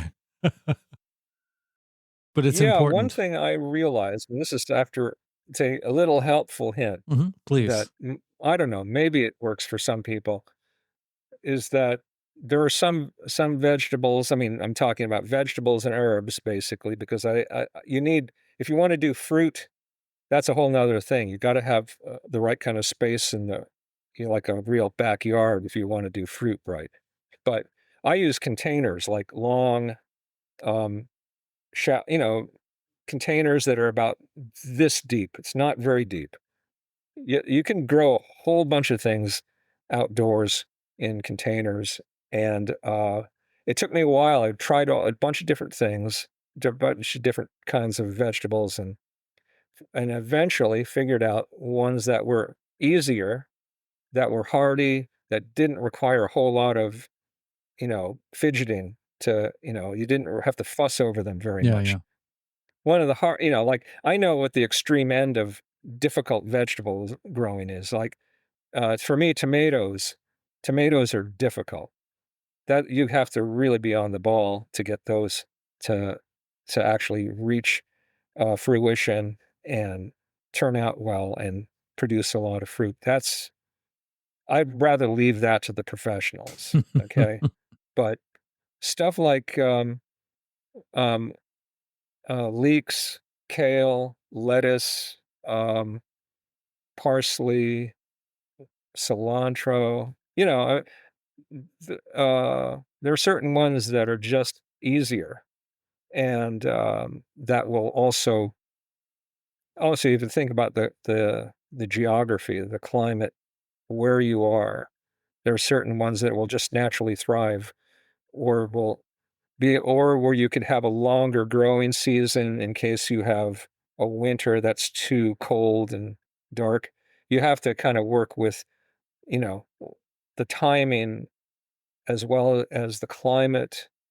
And also, I think one crucial factor is the health of the soil. Oh, yeah, yeah. If you can get the soil right, you pretty much halfway there already. The nature will really can do a lot if the conditions are right. And anyway, that seems to be actually kind of like metaphorically connected to, how do you have a healthy society? How do humans thrive? Well, it helps that if the conditions are right, maybe people just naturally start thriving and you don't have to micromanage them very much. If you want to have, just like having a healthy immune system is, and okay, light bulb just went on here. Um, um, Similarly, when we are talking about magic earlier, um, one of the pitfalls of becoming a magician or a sorcerer is becoming kind of a control freak, attempting to, micromanage reality. Yeah, yeah. And the antidote to that might be something a little closer to Saint Joseph of Cupertino. And I think the reason why miraculous things just happen around him or people like him is because they live in a state of grace. That might be a far more efficient and a far more beneficial way of at, at entering the magical realm and re-enchanting the world is cultivating the state of grace. Yeah. How you do that, well, there might be multiple ways of going about that, but uh, I would say that's probably going to get you better results in the long run. And then you'll probably have fewer regrets because, after all, anytime people start monkeying with reality, they're creating karma. And they're not necessarily going to know in advance all of the possible consequences. But if you're in a state of grace, you're probably going to be on the best timeline and you won't have to worry about that stuff. You won't have to, you can kind of like, it's like the way the ecosystem of consciousness works. You don't actually, it's not like there's some supervisor, you know, poking at nature, trying to get it to do things. It will just do it itself if you just let it, you know. And now there's another aspect to this. This is something that maybe we talked about before, but um, what distinguishes the human realm from the natural realm is that we actually have ethical considerations. It seems to be that's, and when I was critiquing the notion of the spiritual hierarchy or the hierarchy of creators, it occurred to me, and this is something that, again, this is something I might work into the story one way or another. I haven't, you know, but or some future story is that we have, one of the common spiritual frameworks that people have, and if they have a hierarchy, they might have both a positive hierarchy and a negative one if they want to include, demons and, those dark forces. You might have another kind of hierarchy where, there's Satan at one end, with down there, and there's, the Godhead up there, right? And the and it occurred to me that if we were talking about the whole notion of free will and determinism, isn't it possible that both the top end and the bottom end of these pyramidal structures might actually be more deterministic because they're actually more locked into and more into a particular way of being, and we're actually the more fluid part. We're like the part in between these two hierarchies that where we don't have certainty. We don't have the certainty of either being enlightened, and we don't have the certainty of being completely deluded or completely grounded in what might be called the law of the jungle, to be charitable to the whole notion of to those, when we're looking at, let's say, the dark side of sentient beings, what might really, the way to summarize that might be that this is when the ego is aligned with nature in its the rawest form, then it naturally turns into a kind of a Darwinian self-interest type of struggle, you know, and that produces all kinds of knock-on effects. It isn't necessary, and from their point of view, for people who are enmeshed in that whole, um, aligning with, an amoral position, well, the whole notion of ethics becomes irrelevant. And we see this again in statecraft, when people are talking about the struggle of nations that are at war, and we try to divide it into good guys and bad guys. My sense is that people really ought not to be identifying with nation states, because nation states, even though they're composed of human beings, they don't operate by human rules. Exactly. They're much closer to predators in the jungle. Yes. They don't, in other words, they might pay lip service to morality simply because, they have an audience. They know that human beings are watching them, but they themselves don't operate that way.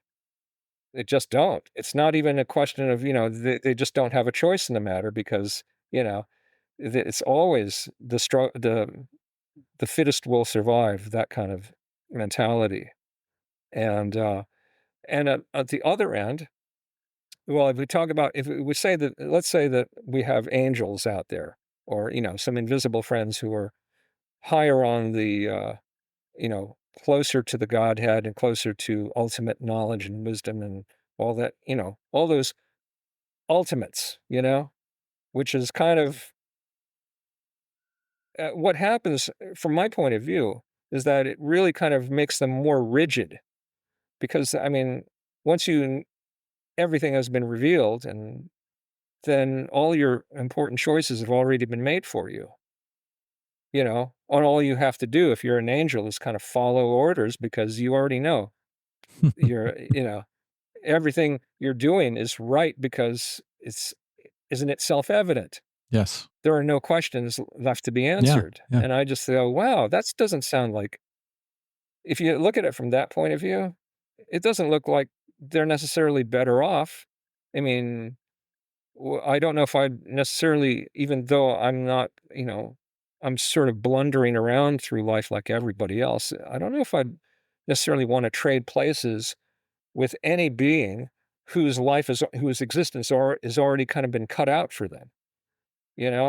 We're in a position, at least, some of us at least have things sufficiently undefined that there's no telling where we could go.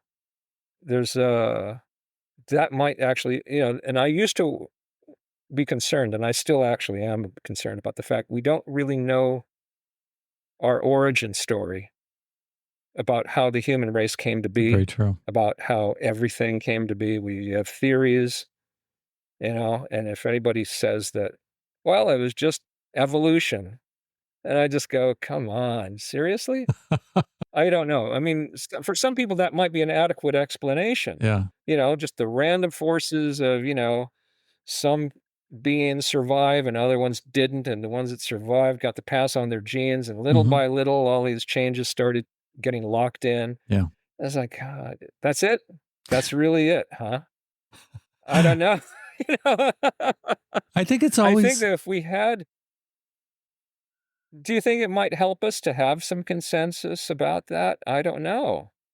I used to think, yeah, it would be really helpful Have consensus about. to have that cleared up, how we came to be, Yeah, I how think humans got to be what we are. I think that would certainly. Did we get created? Yeah, I think that would certainly aid things. I think it would serve the purpose of. I mean, at least to have, it seems like what we have now is random Darwinism. Like we just, this happened and the Cinderella effect, and it just all was happenstance. Either that or you believe in a Christian God or whatever your religion's God is, and then you buy into that creation myth. Like, I think there needs to be other stories there, other possibilities. And perhaps those creation myths are sort of a cultural template that groups of people put on their idea of how we came to be. But yeah, I think that would definitely help matters, knowing where we came from, for sure.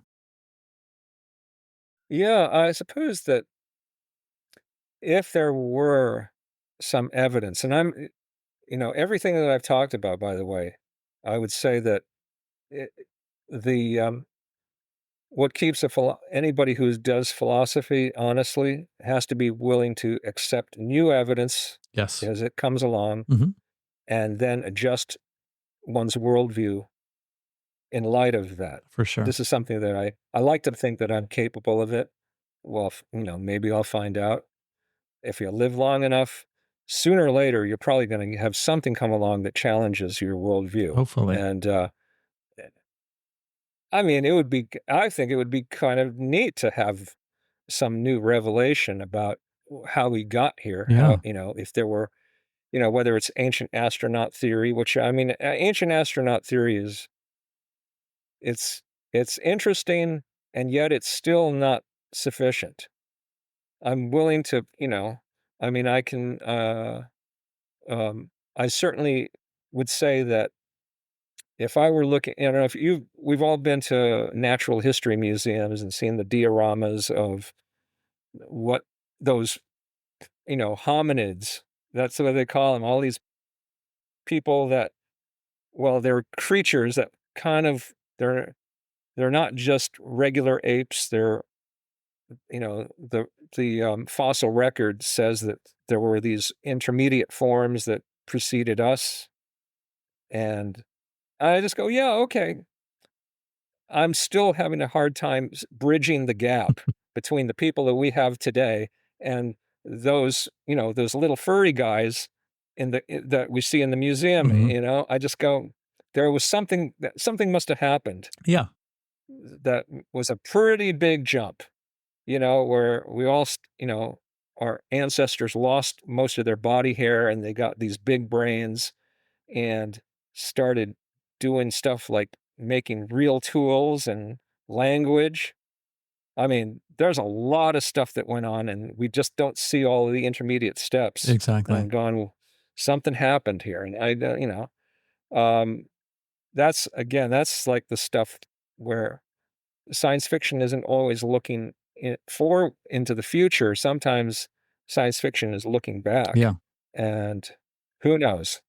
If I Are, live long enough, maybe I'll get into that too, are and you just play around with the consequences of the ideas. are you Yes? familiar with Terence McKenna's stoned ape theory? Yeah, yeah. I mean, vaguely. I haven't read a lot of Terence, but I know the gist of the idea as far as what might have been a trigger, an evolutionary trigger of, you know, just finding the right mushrooms and um, just getting, suddenly having some new connections. I don't know. I don't know about that. I don't know either. It's certainly, Why don't we have a society of baboons that are eating under the same cow patties, the same mushrooms that yeah, there's a lot of plot holes there. yeah, well, certainly the whole notion of, and this is something that needless to say, I do touch upon this in the reality benders about the value of psychedelics or the pros and the cons, actually, because I think that we have a peculiar relationship with drug experiences and different interpretations about what is the value or what are the possible the downsides of what, let us say, changing the channel. I mean, we can certainly, the very least that we can agree upon is that it is possible to change the channel in terms of the kinds of experiences that you can have once you get out, outside of consensus reality, outside of the regular, sober waking consciousness. And um, and some people can naturally feel kind of threatened by the idea that there might actually be something else going on that we're not seeing, that we could only you get a glimmer of in those altered states. And would say that what's going on is that we're kind of like, the term psychonaut is a very interesting term. I'm not trying. We don't. I don't want to glamorize it because, needless to say, there are quite a few people who have self-appointed, to become the explorers of human consciousness, and well, they might get themselves into some mischief if they're not, I mean, it's inevitable that, there's going to be some casualties in exploration. I mean, goodness knows. I mean, um, the you might have firsthand memories of the counterculture years of the 1960s and 70s, um, and some folks got themselves into serious trouble in terms of, the regrettable things that happened while they were tripping. And you go, well, and again, maybe um, some things perhaps could be called inevitable. Um, and I'm just not saying that I'm not in favor of anybody suffering unnecessarily. That's something that, in fact, should be avoided. Yes. And yet, I do think that exploration or having novel, somehow pushing out the boundary of the ordinary is in general a good thing. You know, it's um, and that ties into the whole notion of fantastic possibilities of opening up the range of what could what we could do, what is possible. You have to be able to conceive of it first.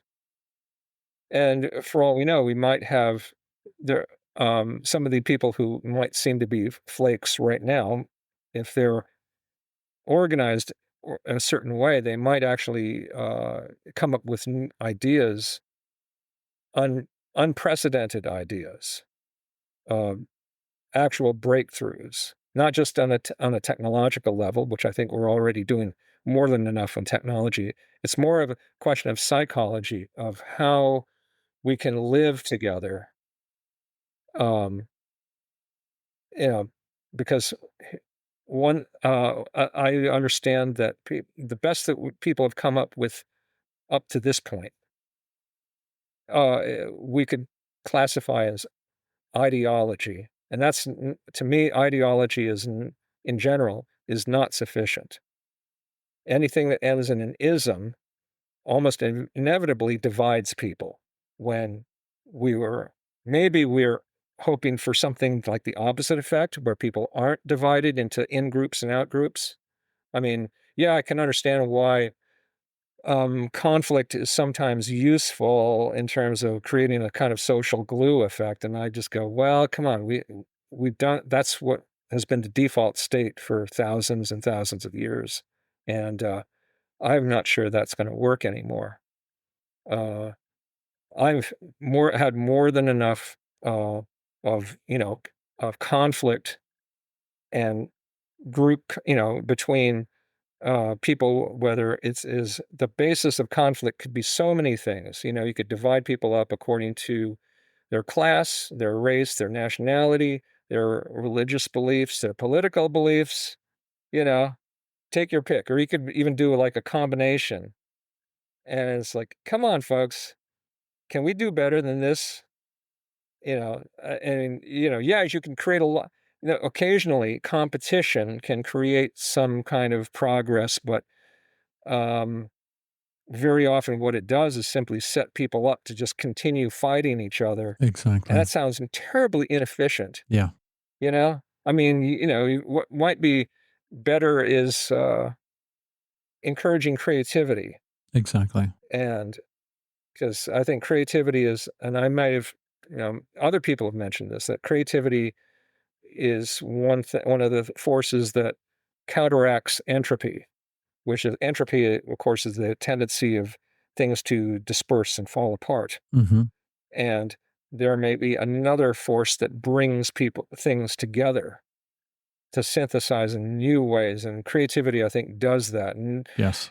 Um, and it might be just as fundamental to the greater game of the universe, just like we have these impersonal forces that physicists talk about, the four fundamental forces, gravity, electromagnetism, a weak force, and a strong force. And I'm not an expert. I'm just had to teach myself about stuff like that.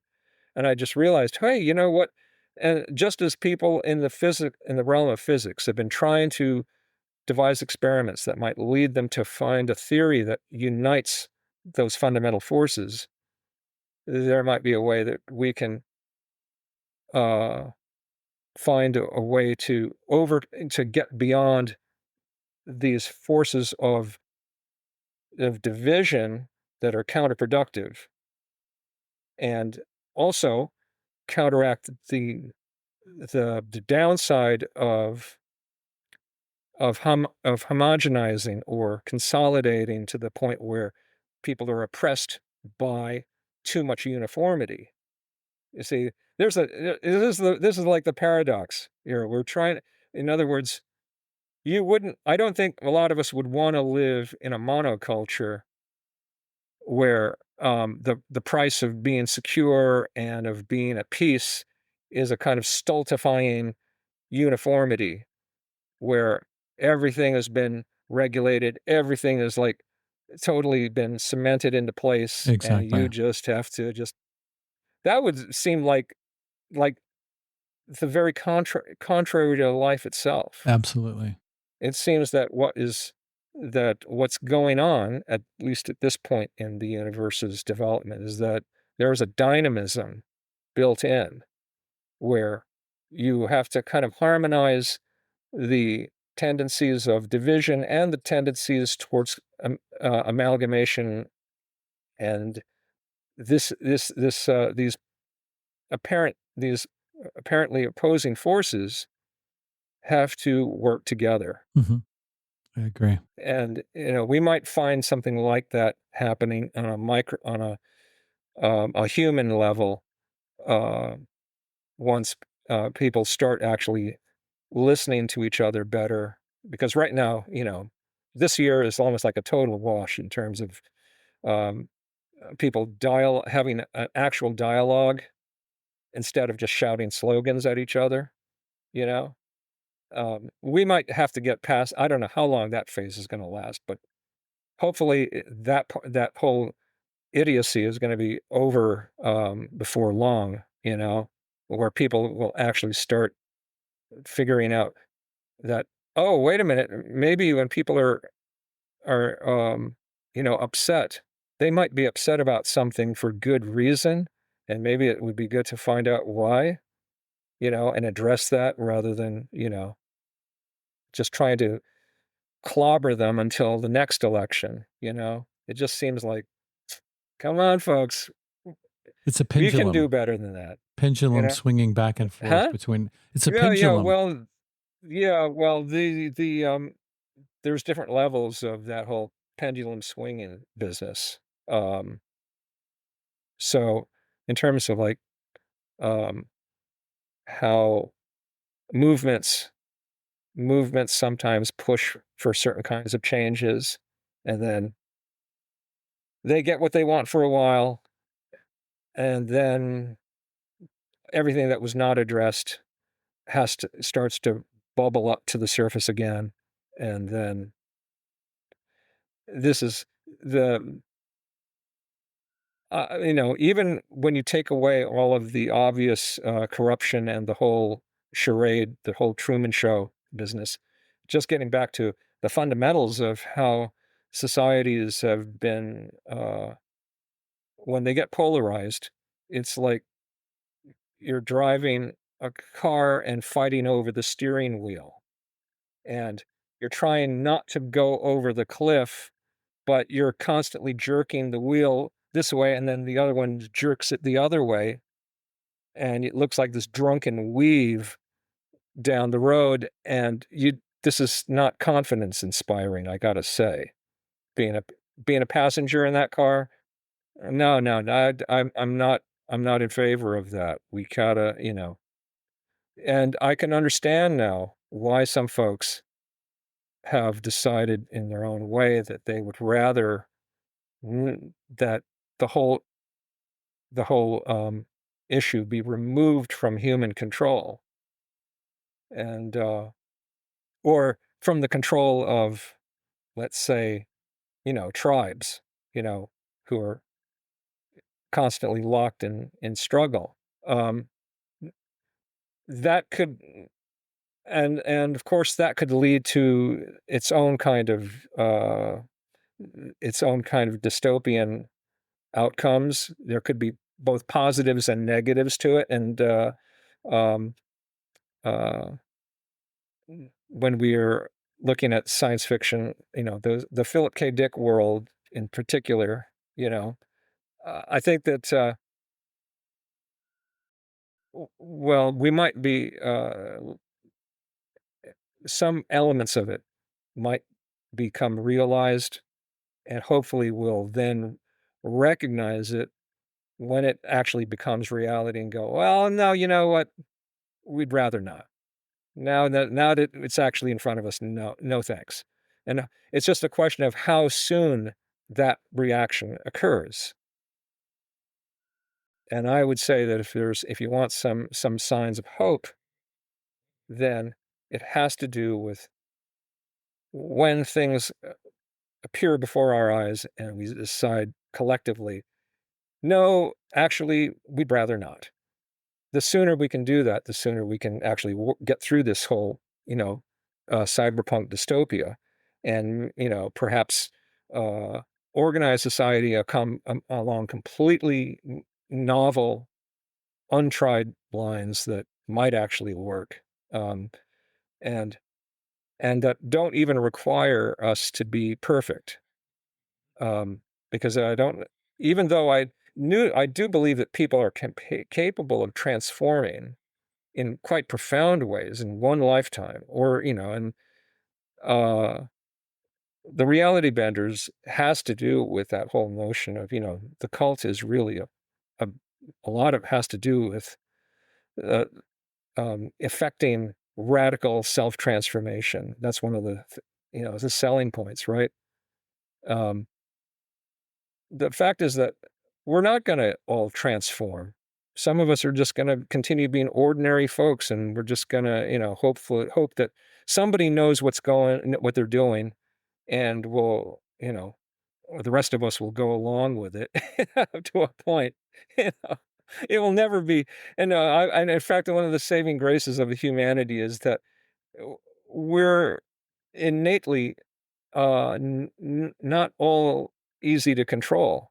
I mean, there might be some efforts at mind control, and there might be there might be considerable progress, unfortunately, in that direction. But um, uh, to be human means that we're actually never really going to all be in lockstep.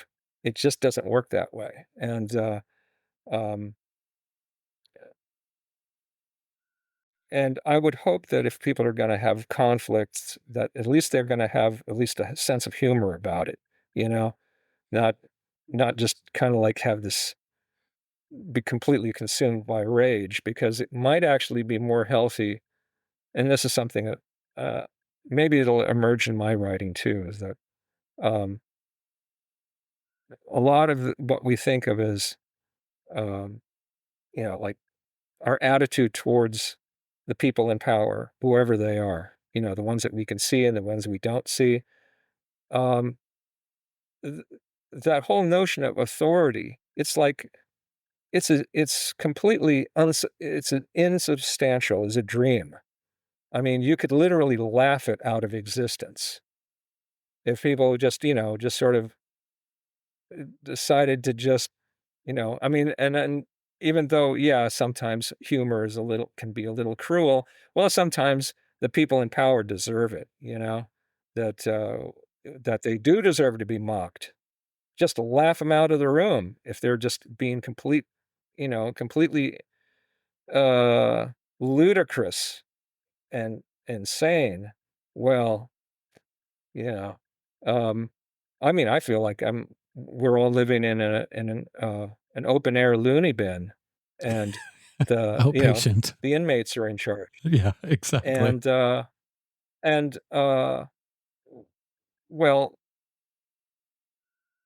it does beg the question, of course, if you ever were to effect a revolution in the loony bin, well, you'd have new loonies in charge then, and there's always that's another aspect of, we if I talk about speculative fiction, part of it is not just about technology, it is about society, about people in groups, and if you had a changing of the guard and new people in it, and you still had the same kind of power structure, would it not revert back? Even if you had fresh people in, wouldn't it just revert back eventually to a copy of what it was before? Um, Somehow there has to be some kind of transformation that's beyond simply, you know, I mean, yeah, it is necessary to get some people out, particularly if they're seriously mentally unfit. Yeah, get them out, But um, there has to be something else something to fill the void, and that actually is, effective and not simply, this kind of, you know, um, a figurehead.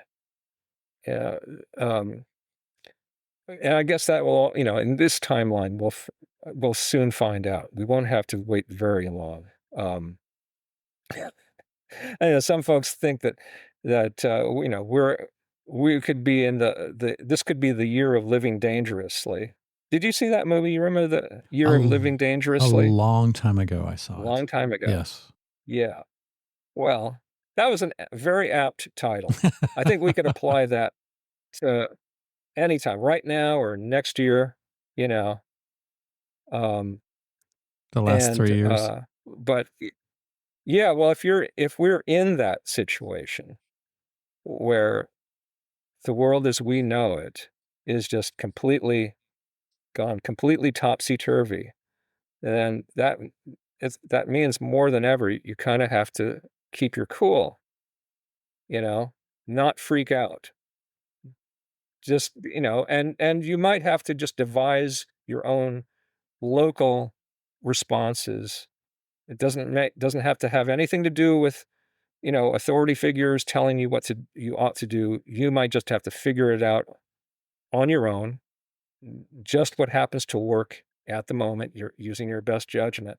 I mean, that's what I'm gonna do, because nobody knows, and this is something that I know I don't know how long we're gonna be talking today, but one idea that I don't think this is very controversial, and maybe it is in some circles, but we do live in a world of illusion. It's built upon agreements, which can change at any moment. There's a consensus reality that there's the underpinning of our whole society depends upon people believing the same things because they're useful.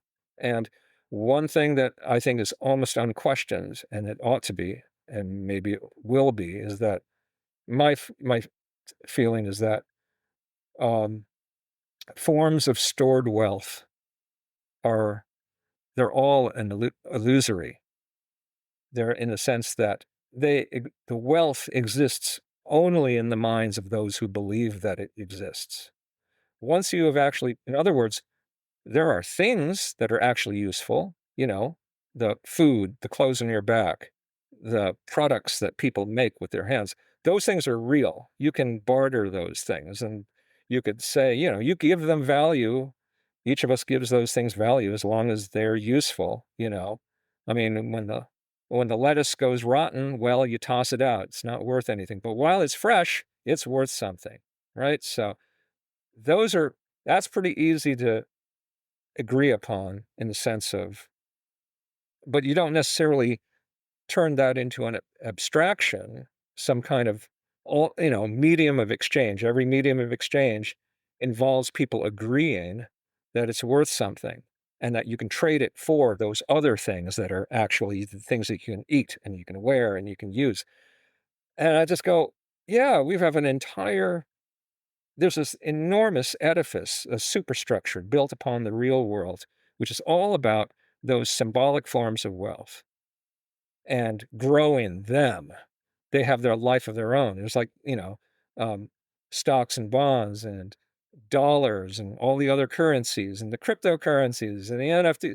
And the NFTs and the cryptocurrencies are like the most vaporous, the most, they're most obviously illusory. They're completely driven by psychology. And electricity. You know, it's like, if you believe in fairies, clap your hands and the currency will go up.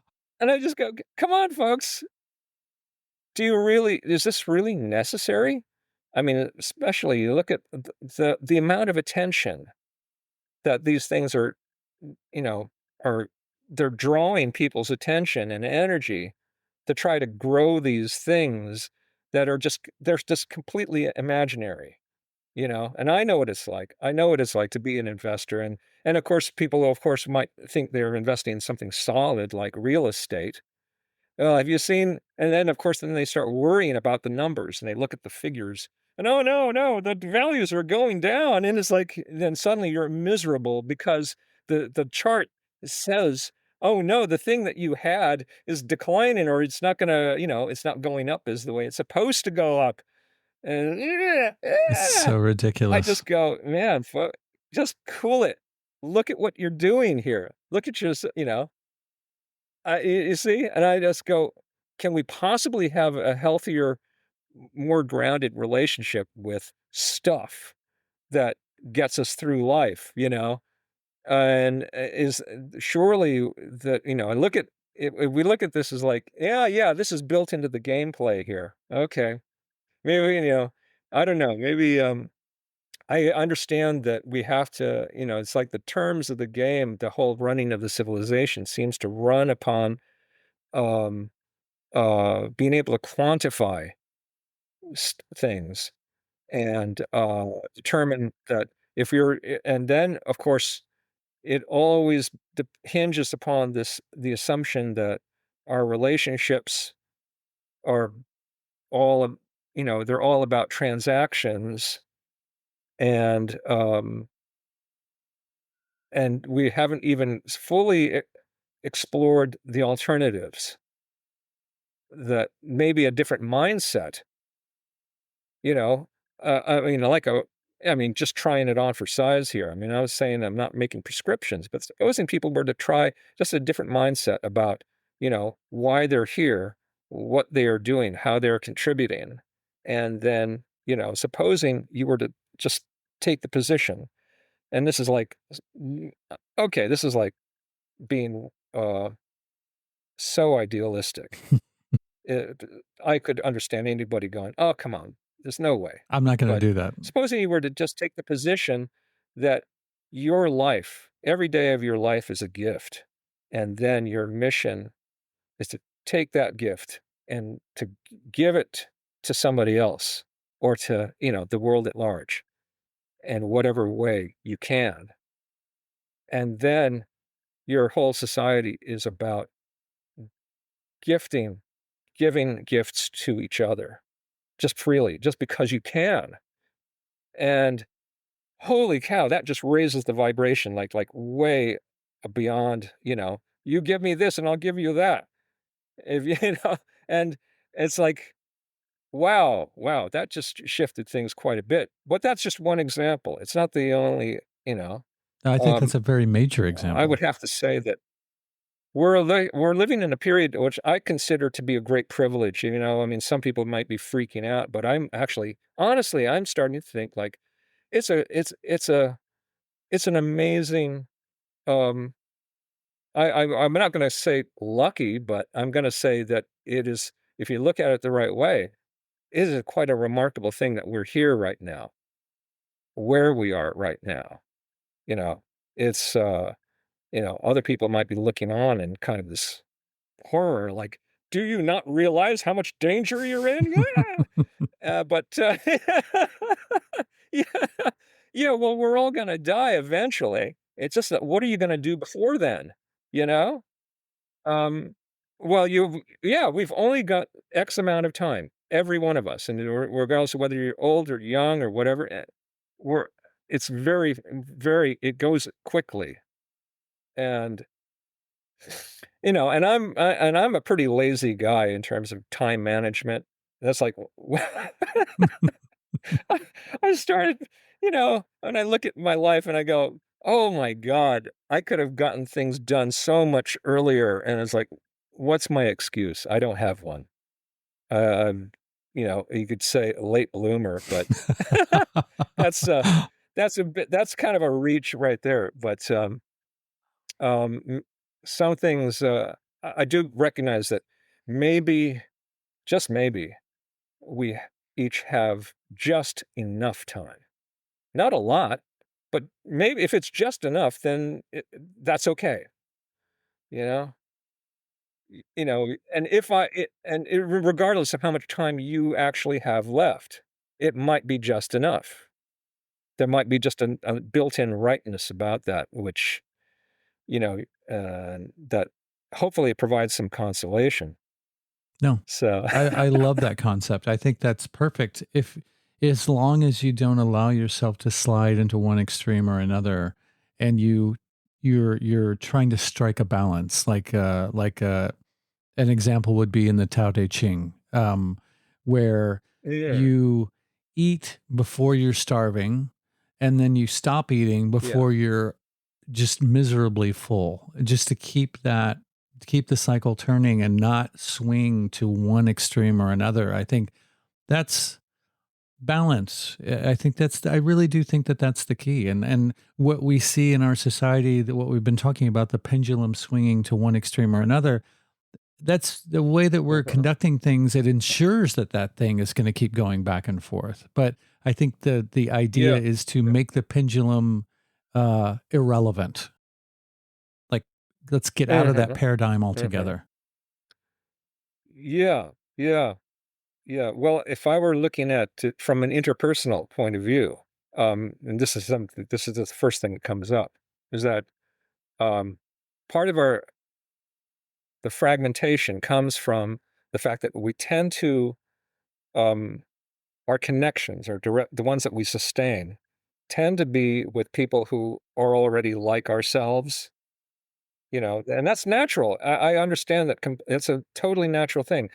It is actually perhaps there are times, if not continuously, there are at least times when it is beneficial to mingle with people who are different, sufficiently different that you actually have to look at things from a new point of view to understand them.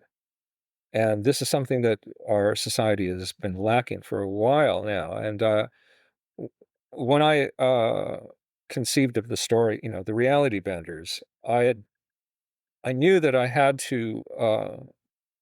that I wanted to have military people represented, and that is including in a flashback battle scene, which is I had to do some serious research for that too because I'm not personally trained in I wasn't I'm not myself a veteran, so I cannot talk from firsthand experience about these things.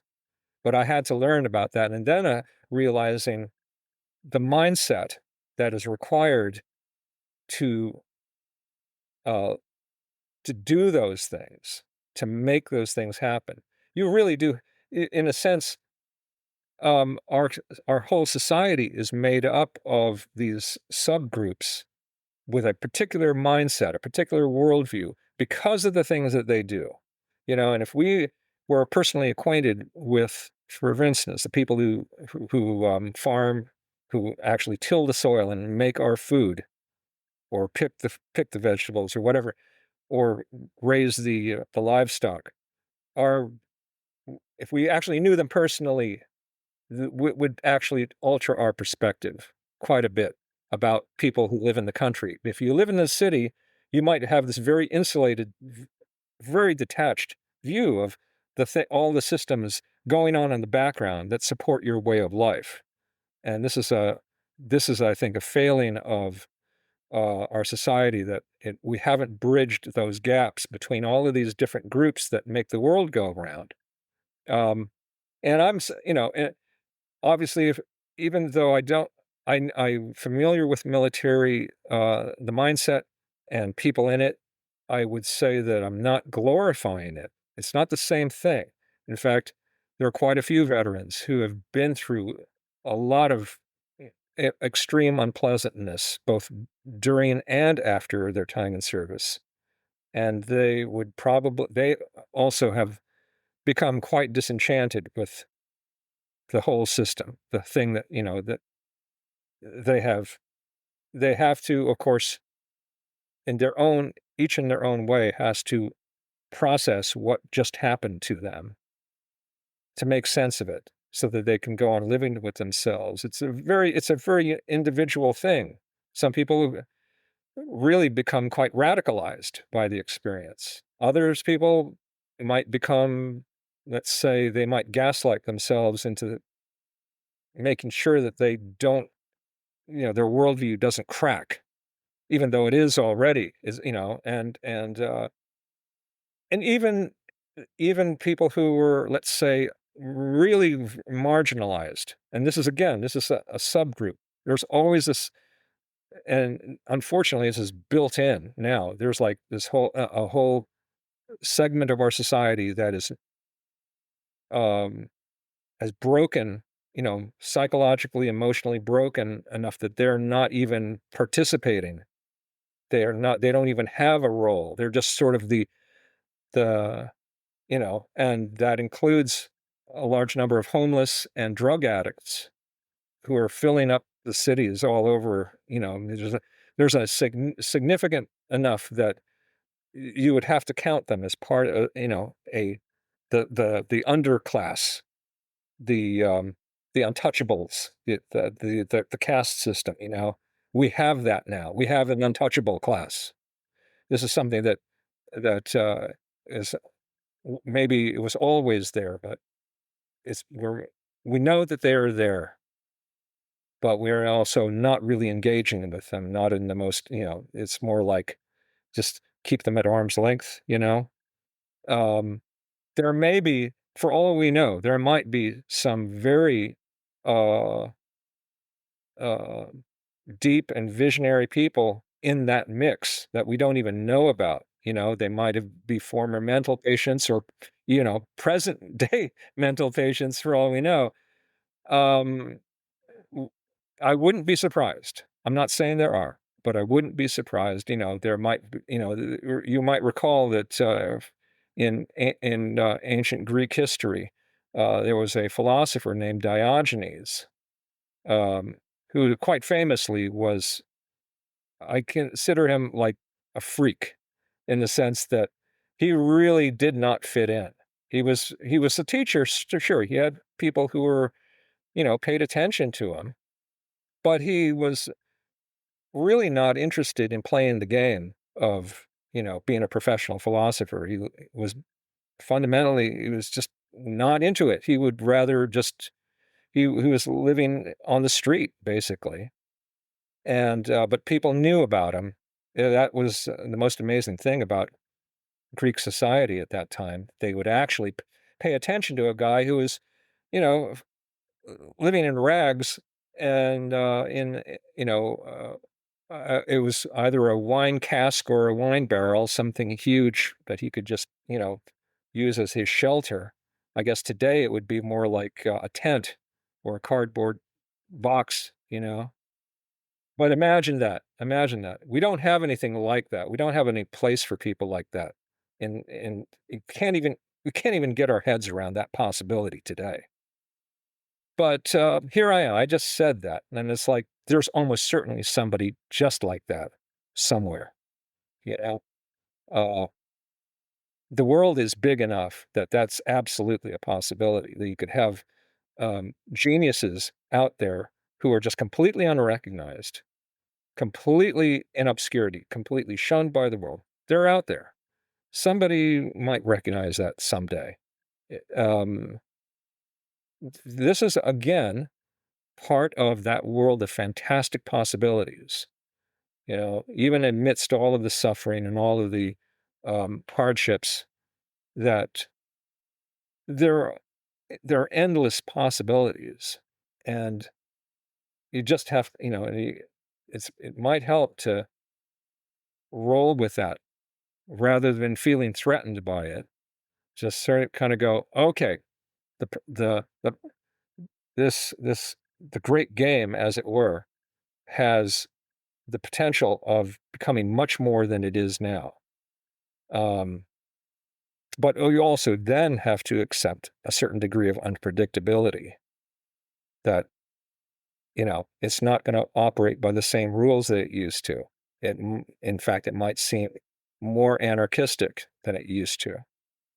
And and indeed, it might be that, we're not, people have been afraid, if they're projecting their fears of the future, of tyrannies, they're always hearkening back to some earlier era, the thinking that it's going to be like the 1930s, um, when, fascism and Nazism came, but I have a feeling that it it's not gonna be like a repeat. It's, if anything, given the quality of people nowadays, it's more likely to be a kind of a farce, where some people might be trying to enact stuff like that, but it will fail because they just don't have the competence. They won't be able to, they're, that's one of again, the pros and cons of living in this era.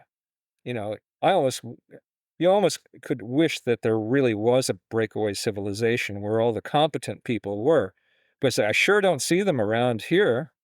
Well, they're not going to I show mean, I'm looking at themselves. San Francisco. Like, yeah, I mean, maybe like there might have been a brain drain. Then they just left all the meatheads in charge of the surface world Exactly. because they don't care anymore. Yep. They just, and I just go, wow, geez, you know, I don't know if, and I, um, that's where if emotional intelligence might actually have come in handy to try to make up for that, because we might have to become more patient and more compassionate, just knowing that, yeah, well, we're dealing with incompetence here, and we can't really, we're just going to have to adapt, and that people do all over the world, in other parts of the world that are less developed.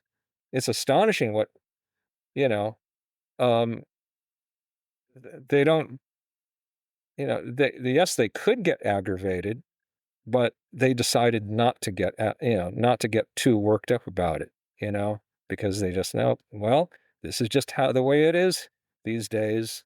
And then, although obviously there are things that are hard to tolerate, and I would, like, at the very minimum, you'd like to feel at least that you can get through your day safely, and get back home, and that certain things are going to be stay relatively predictable. That's the hard part. We don't know. It might be the kind of thing where, just like like the utilities, we would expect that, or the food supply, right? Basic stuff. We would like those to be consistent. But in parts of the world, this is not a given, and we might, in that sense, become to get a taste of that here and there. Just like when right now, like, there are parts of this country which are experiencing natural disasters, whether it's, flood or tornadoes or, hurricanes or whatever, or massive heat waves, and things just sort of like start breaking down, you know.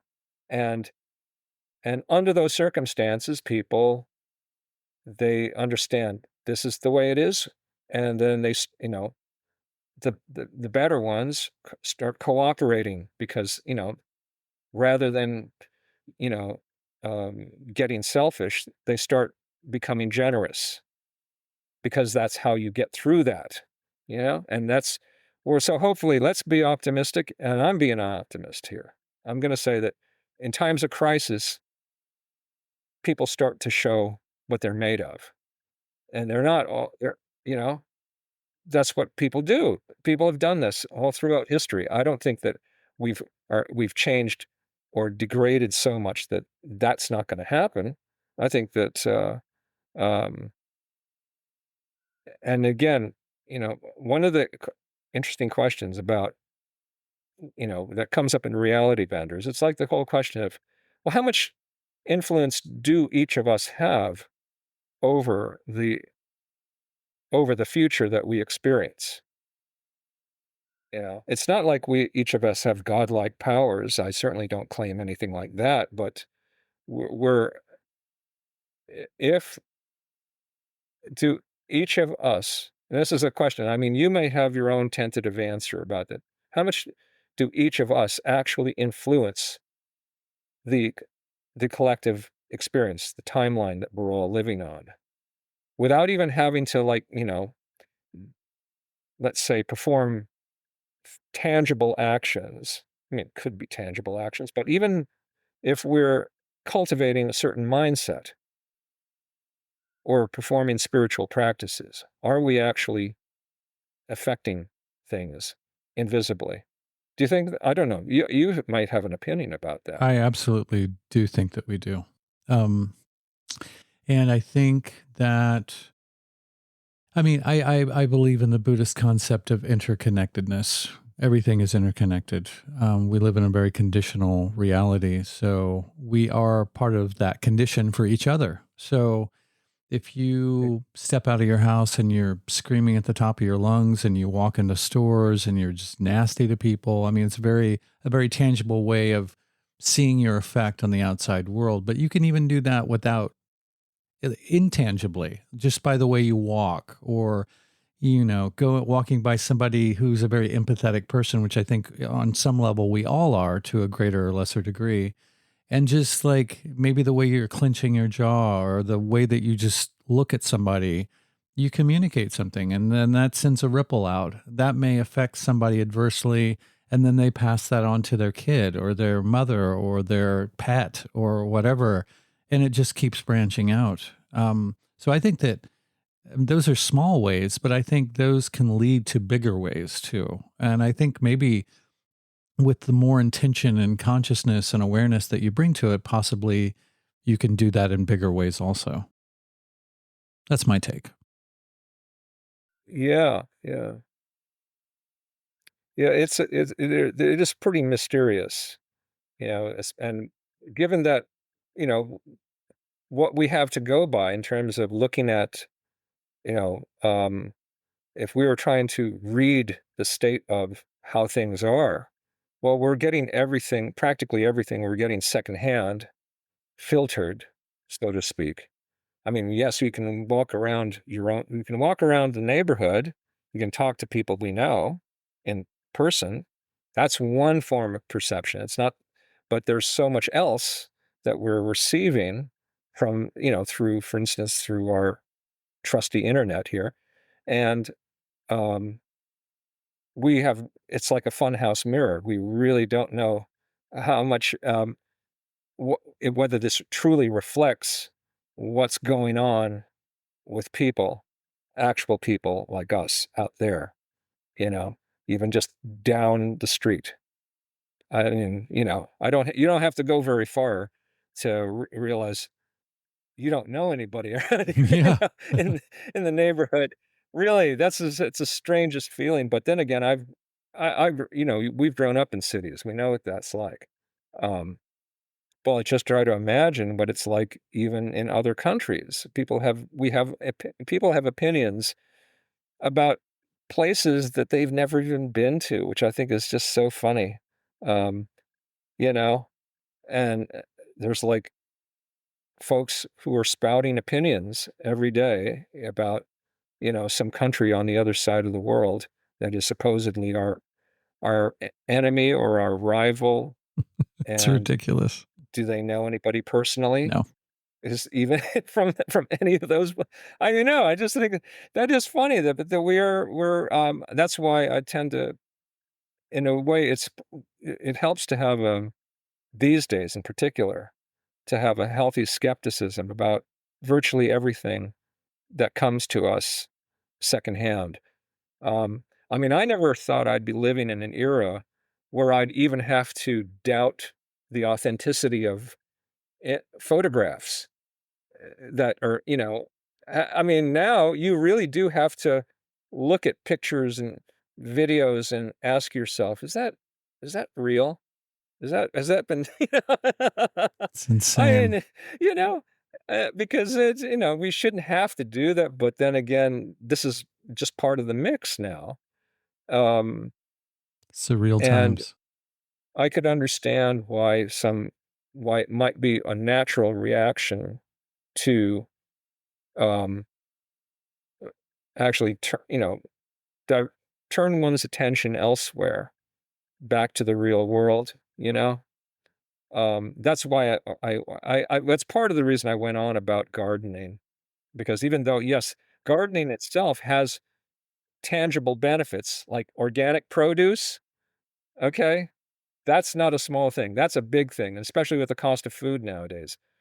But also that there is a benefit just from the act of doing it. The act It's its own reward.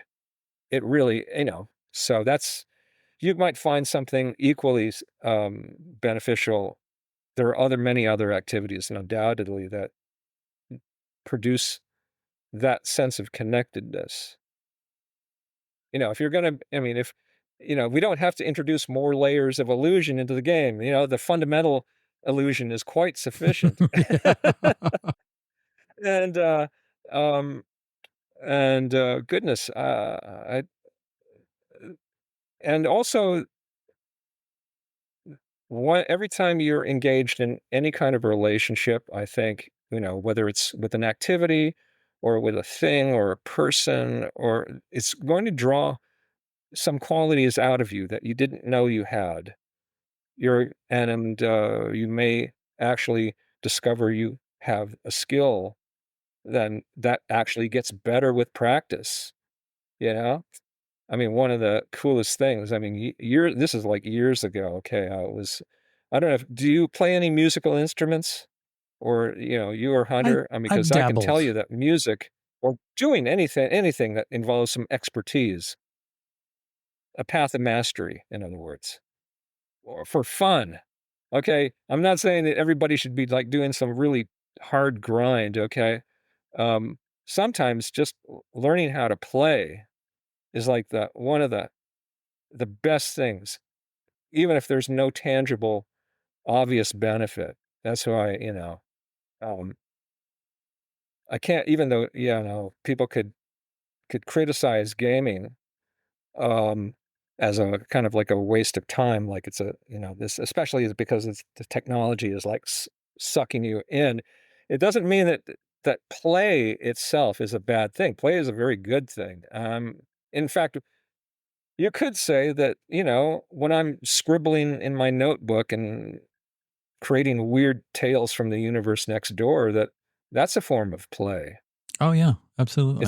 It's and if you wanna take that metaphor, if you're gonna be if you're here in the great game, then play your heart out, you know? It's like, what else are you here for? You're gonna just be a spectator? Surely not. Isn't this an opportunity that, it may not come again? I mean, I don't know. I think about, we've talked about what happens to people after they're gone, you know? Do they does personhood persist? Do we keep all of the memories, and go somewhere with them? God knows what we would do with all of that stuff.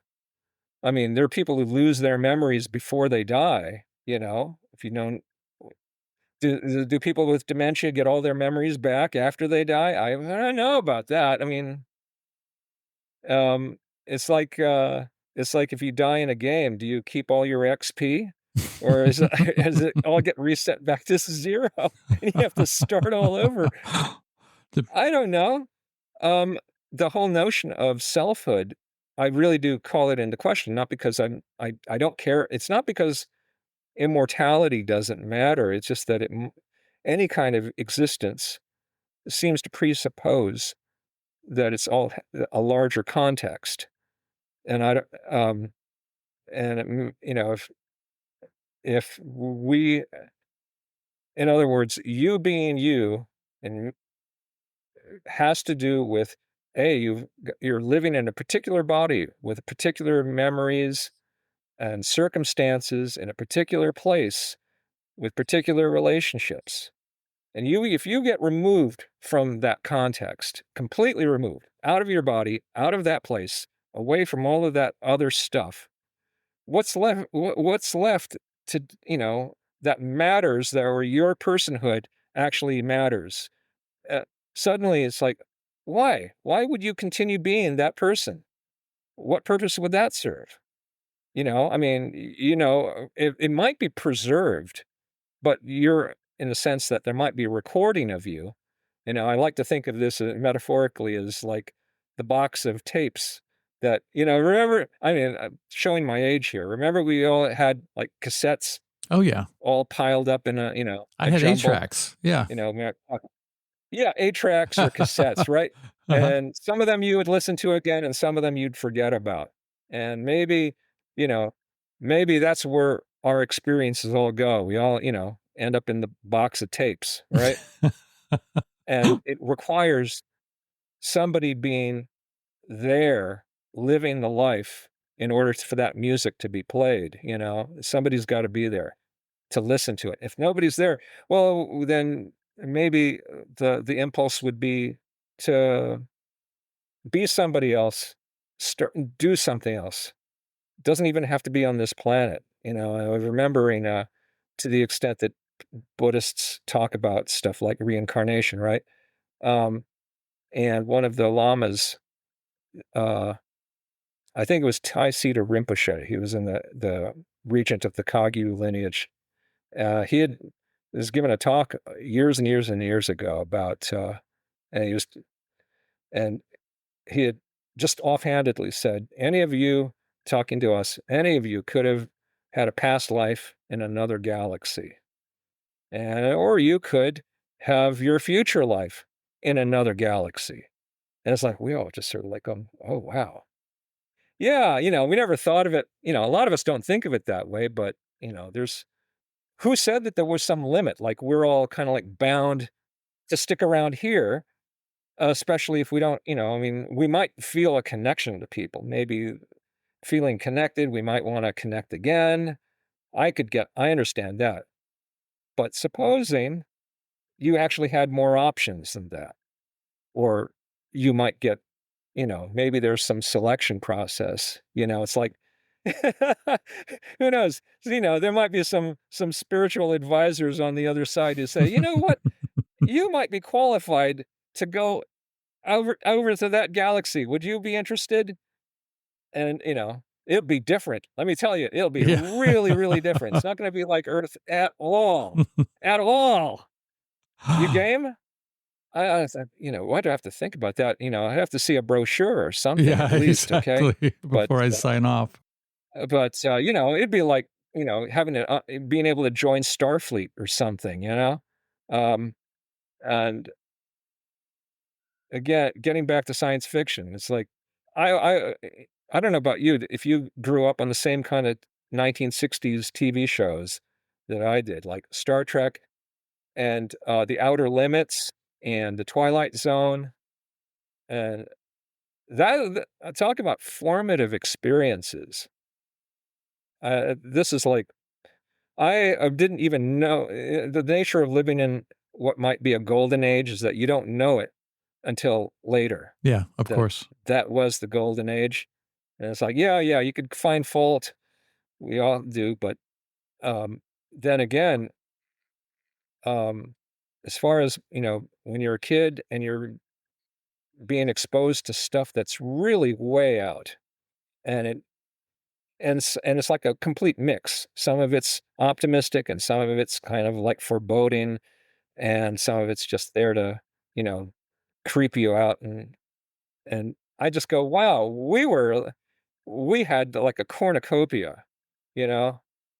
And if I were looking at, uh, aside from Star Trek, which I think was the more optimistic, really, very showing humanity at its best a lot of the time, which I thought that's one of the best things about it. But also in terms of imagination, I was looking at, I'm remembering the Twilight Zone in particular as, um, whereas Outer Limits was more traditional science fiction in terms of how we think of it.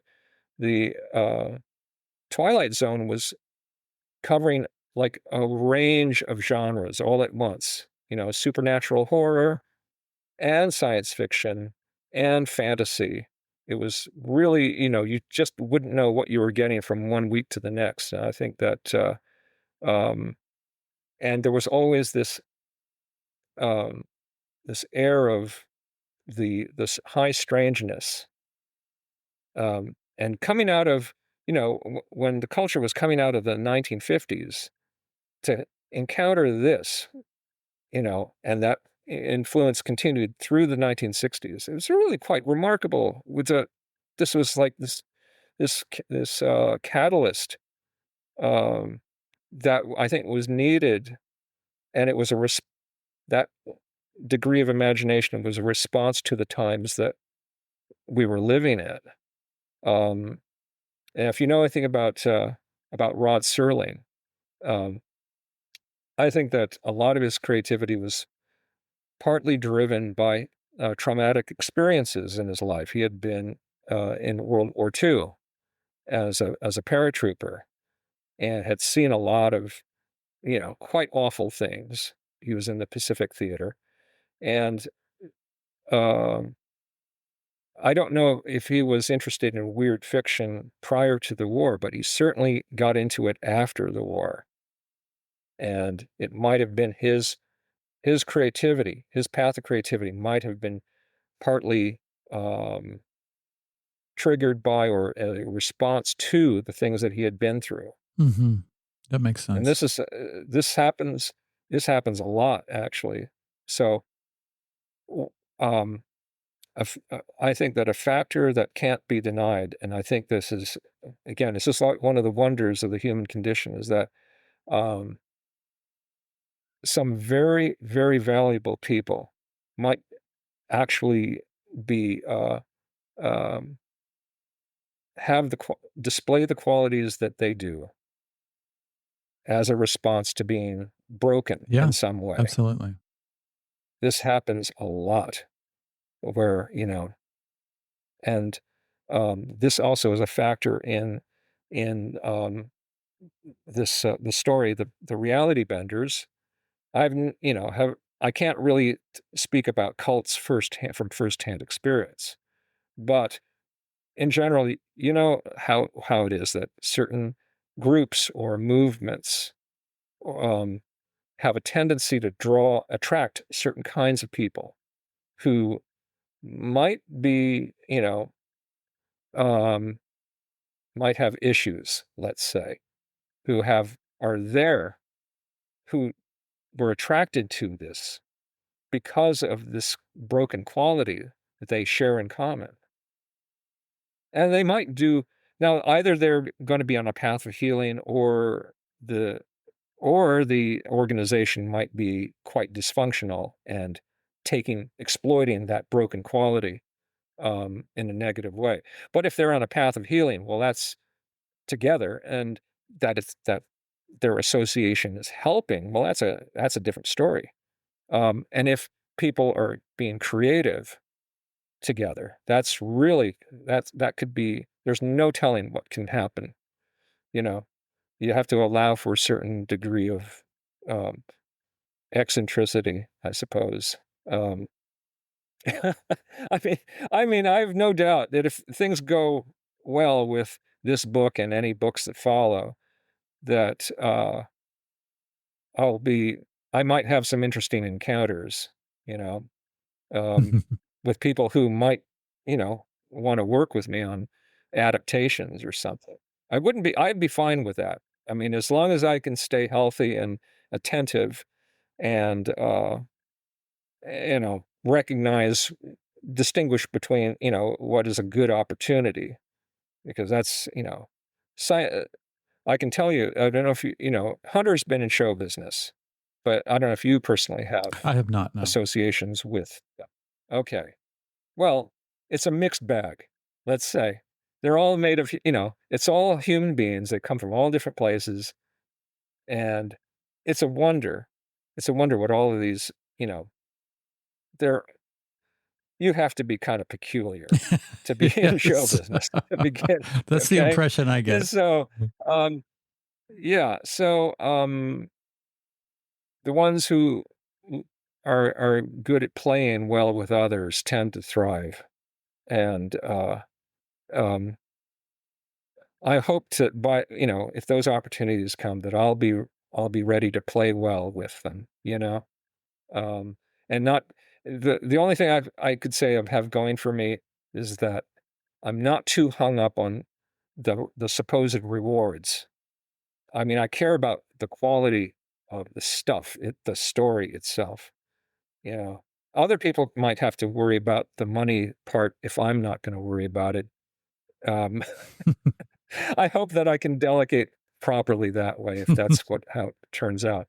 Um, and I'm more interested in maintaining the vibe in terms of, if people are working together, that we all share that motivation, the highest motivation, because that tends to produce, in general, I don't want to make big pronouncements about reality, but in general, the quality of the outcome is influenced by the quality of the motivation. That usually it's pretty reliable.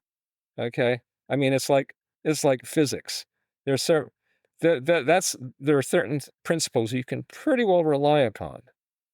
And that's why I feel blessed right now that if there's anything I've got circumstances that enable me to write, and for the first time in my life, I have control over my time in a way that I never had before. Fantastic. It's a condition that I wish everyone had, at least for part of their life. They ought to be able to just wake up and have complete choice, freedom of choice of how they spend their day. It's it's the it's I don't know if there are parallels in earlier societies, before the clock was invented. Imagine a world before the clock, Yeah. before people, decided we all have to get up at this hour and then do this here and Yes. this here and this here. And then it's a little bit more like being a hunter gatherer, or like, ancient agrarian societies where, people just sort of got up whenever they got up, and if they had things to do together, then they just get together and, well, here we go. And then when they got it done, they were done. It wasn't as though, well, no, you have to stick around until 5 o'clock. No, no, nobody was, if you got it done, you're done. And you go, I love it. my God, who wouldn't want to live that way? Yeah. I mean, really, um, who knows if we'll find a way back I'm not saying we're going to go back to the Garden of Eden, okay? But we might find a way to organize our lives differently, so it's not, we're not feeling like cogs in a machine.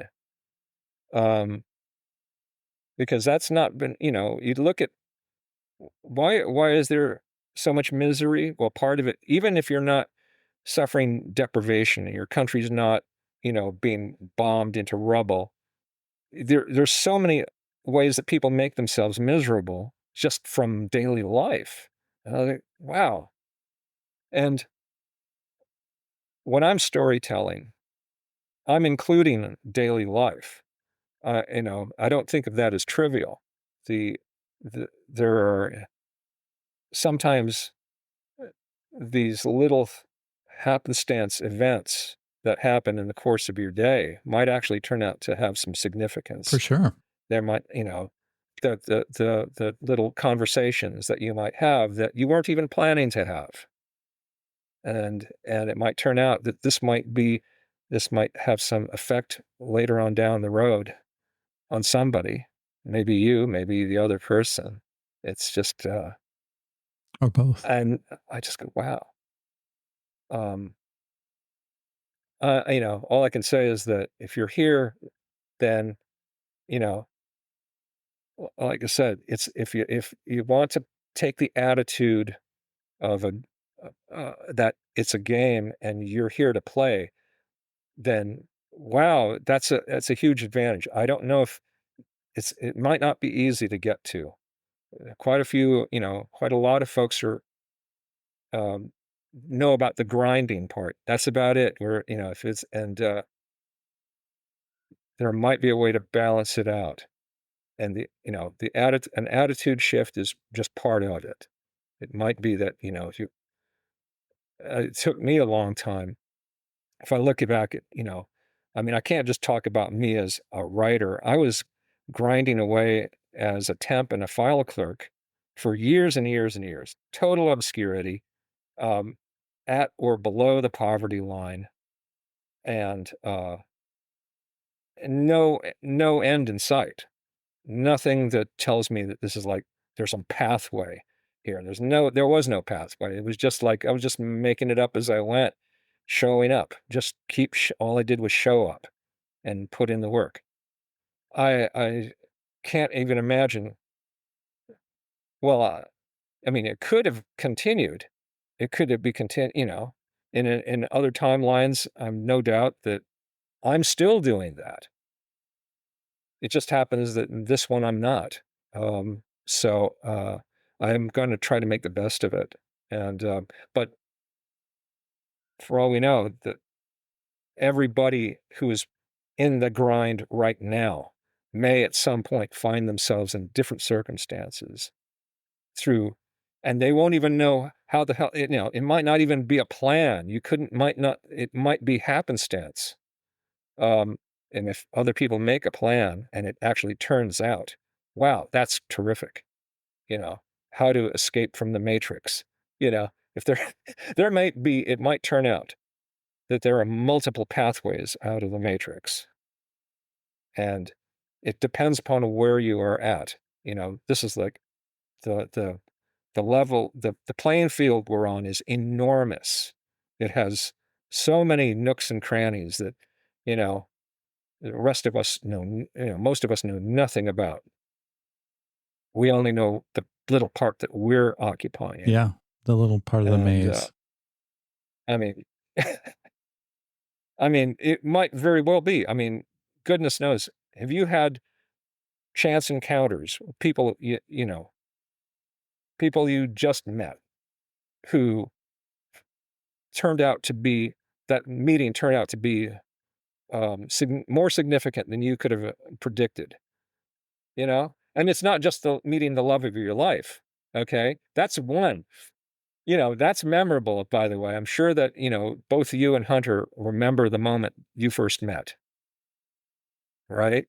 Well, there are encounters like that are either as significant or almost as significant as that in each of our lives. And it's just and it may not even have to do with the content, how it develops from there. The significance might be just that one day, that one encounter itself might be the catalyst. Isn't that amazing? This is just how it is. Yeah, I agree. And anyway, I don't know if we have. I mean, I'm going to take a quick look at my notes, but I think that most of the really key stuff has been covered in terms of what I was planning to talk about. Now, if there's anything pops into your head from the quantum realm in your brain, please go ahead because I'm game, you know? I I was planning on I'm planning only half kidding about the quantum realm in your brain, by the way. Uh, I mean, Actually, I've been hearing stuff. I'm getting messages from the bladder realm. That's for sure. Oh, okay. No, uh, I was going to. I mean, I usually cap uh, episodes out at around 2 hours. So we Oh, are, well, yeah. I didn't know. Oh, no, no, no problem Well, you can, whatsoever. No, it's been a fantastic conversation for sure. But yeah. I Well, I hope that you can do some creative editing Oh, too. I no, no, mean, no, because I no. mean, you can No, keep. no. That's usually just a vague skeleton that I work with. I set the length of the show. I can make it as long or as short as I want to. So Yeah. yeah, going an extra Yeah, hours. yeah. Well, if in case it gets repetitive, you can always make sure, good points don't have to be restated Oh, no, no, no, half a no. dozen different ways. I don't like to edit conversations. I like to keep everything in there. So Okay. yeah, then it Well, I mean, becomes, I've had some fun here. yeah, I have I too. mean, I'm telling you. I Yeah. mean, I hope it hasn't been too one-sided, man. Oh no, not I at don't all. know. I just get carried away. Yeah, and no, Okay. you've got fantastic things to say, and I love your insights, and I love hearing about your book, and I'm very excited to actually get a chance to read it.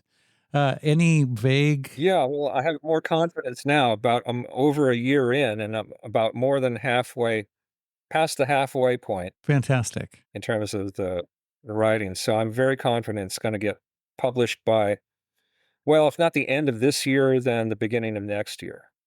And if I have to self-publish, I'll do that. But I'm going to try to get it through a regular publisher good, first. good, We'll see what yeah, happens. yeah, Because but I will self-publish if I have to. I mean, it's easier to do now than it used to be. hmm. So I know a couple of people, a couple actually, that have a really really wonderful publishing house.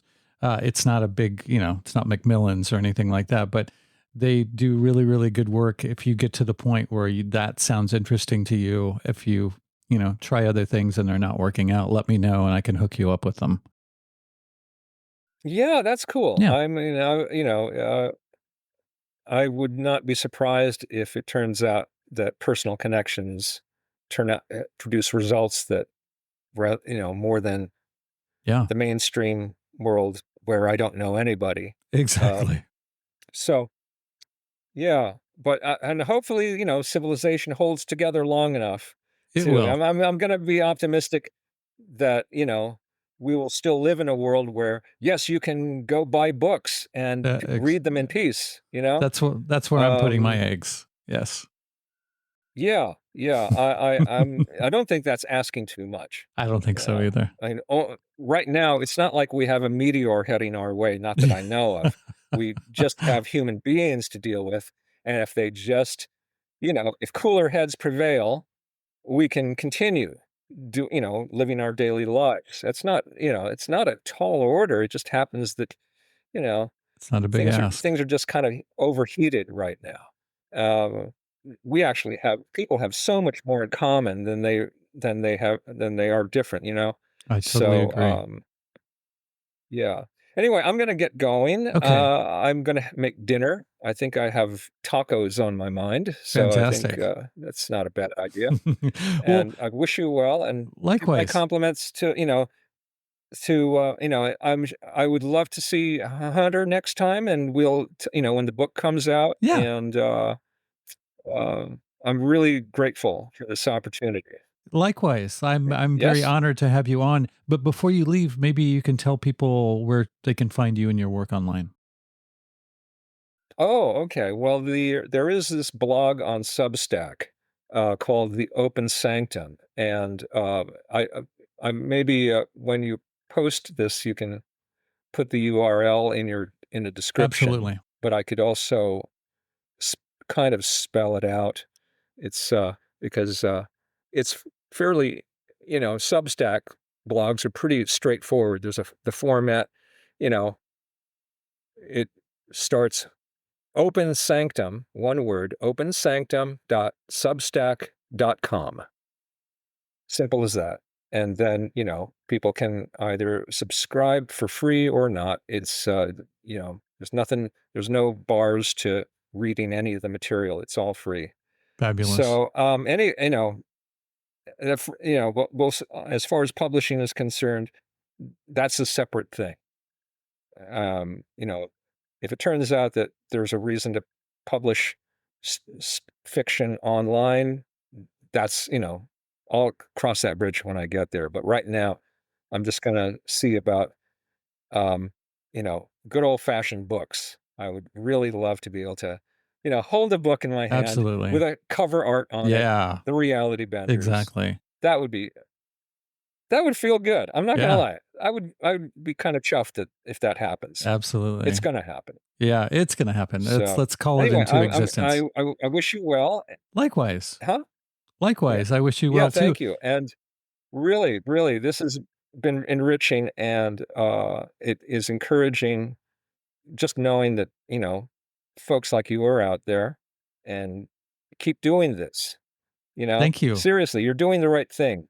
Keep doing this. This is I like this, this whole podcast idea. Well, I appreciate that. That means a lot coming from you. So I appreciate your kind words. Yeah. Take care. Have a lovely evening. You too. Say hi to Hunter for me. I will do that. And we'll do this again down the line. Okay. Ciao, ciao. Farewell.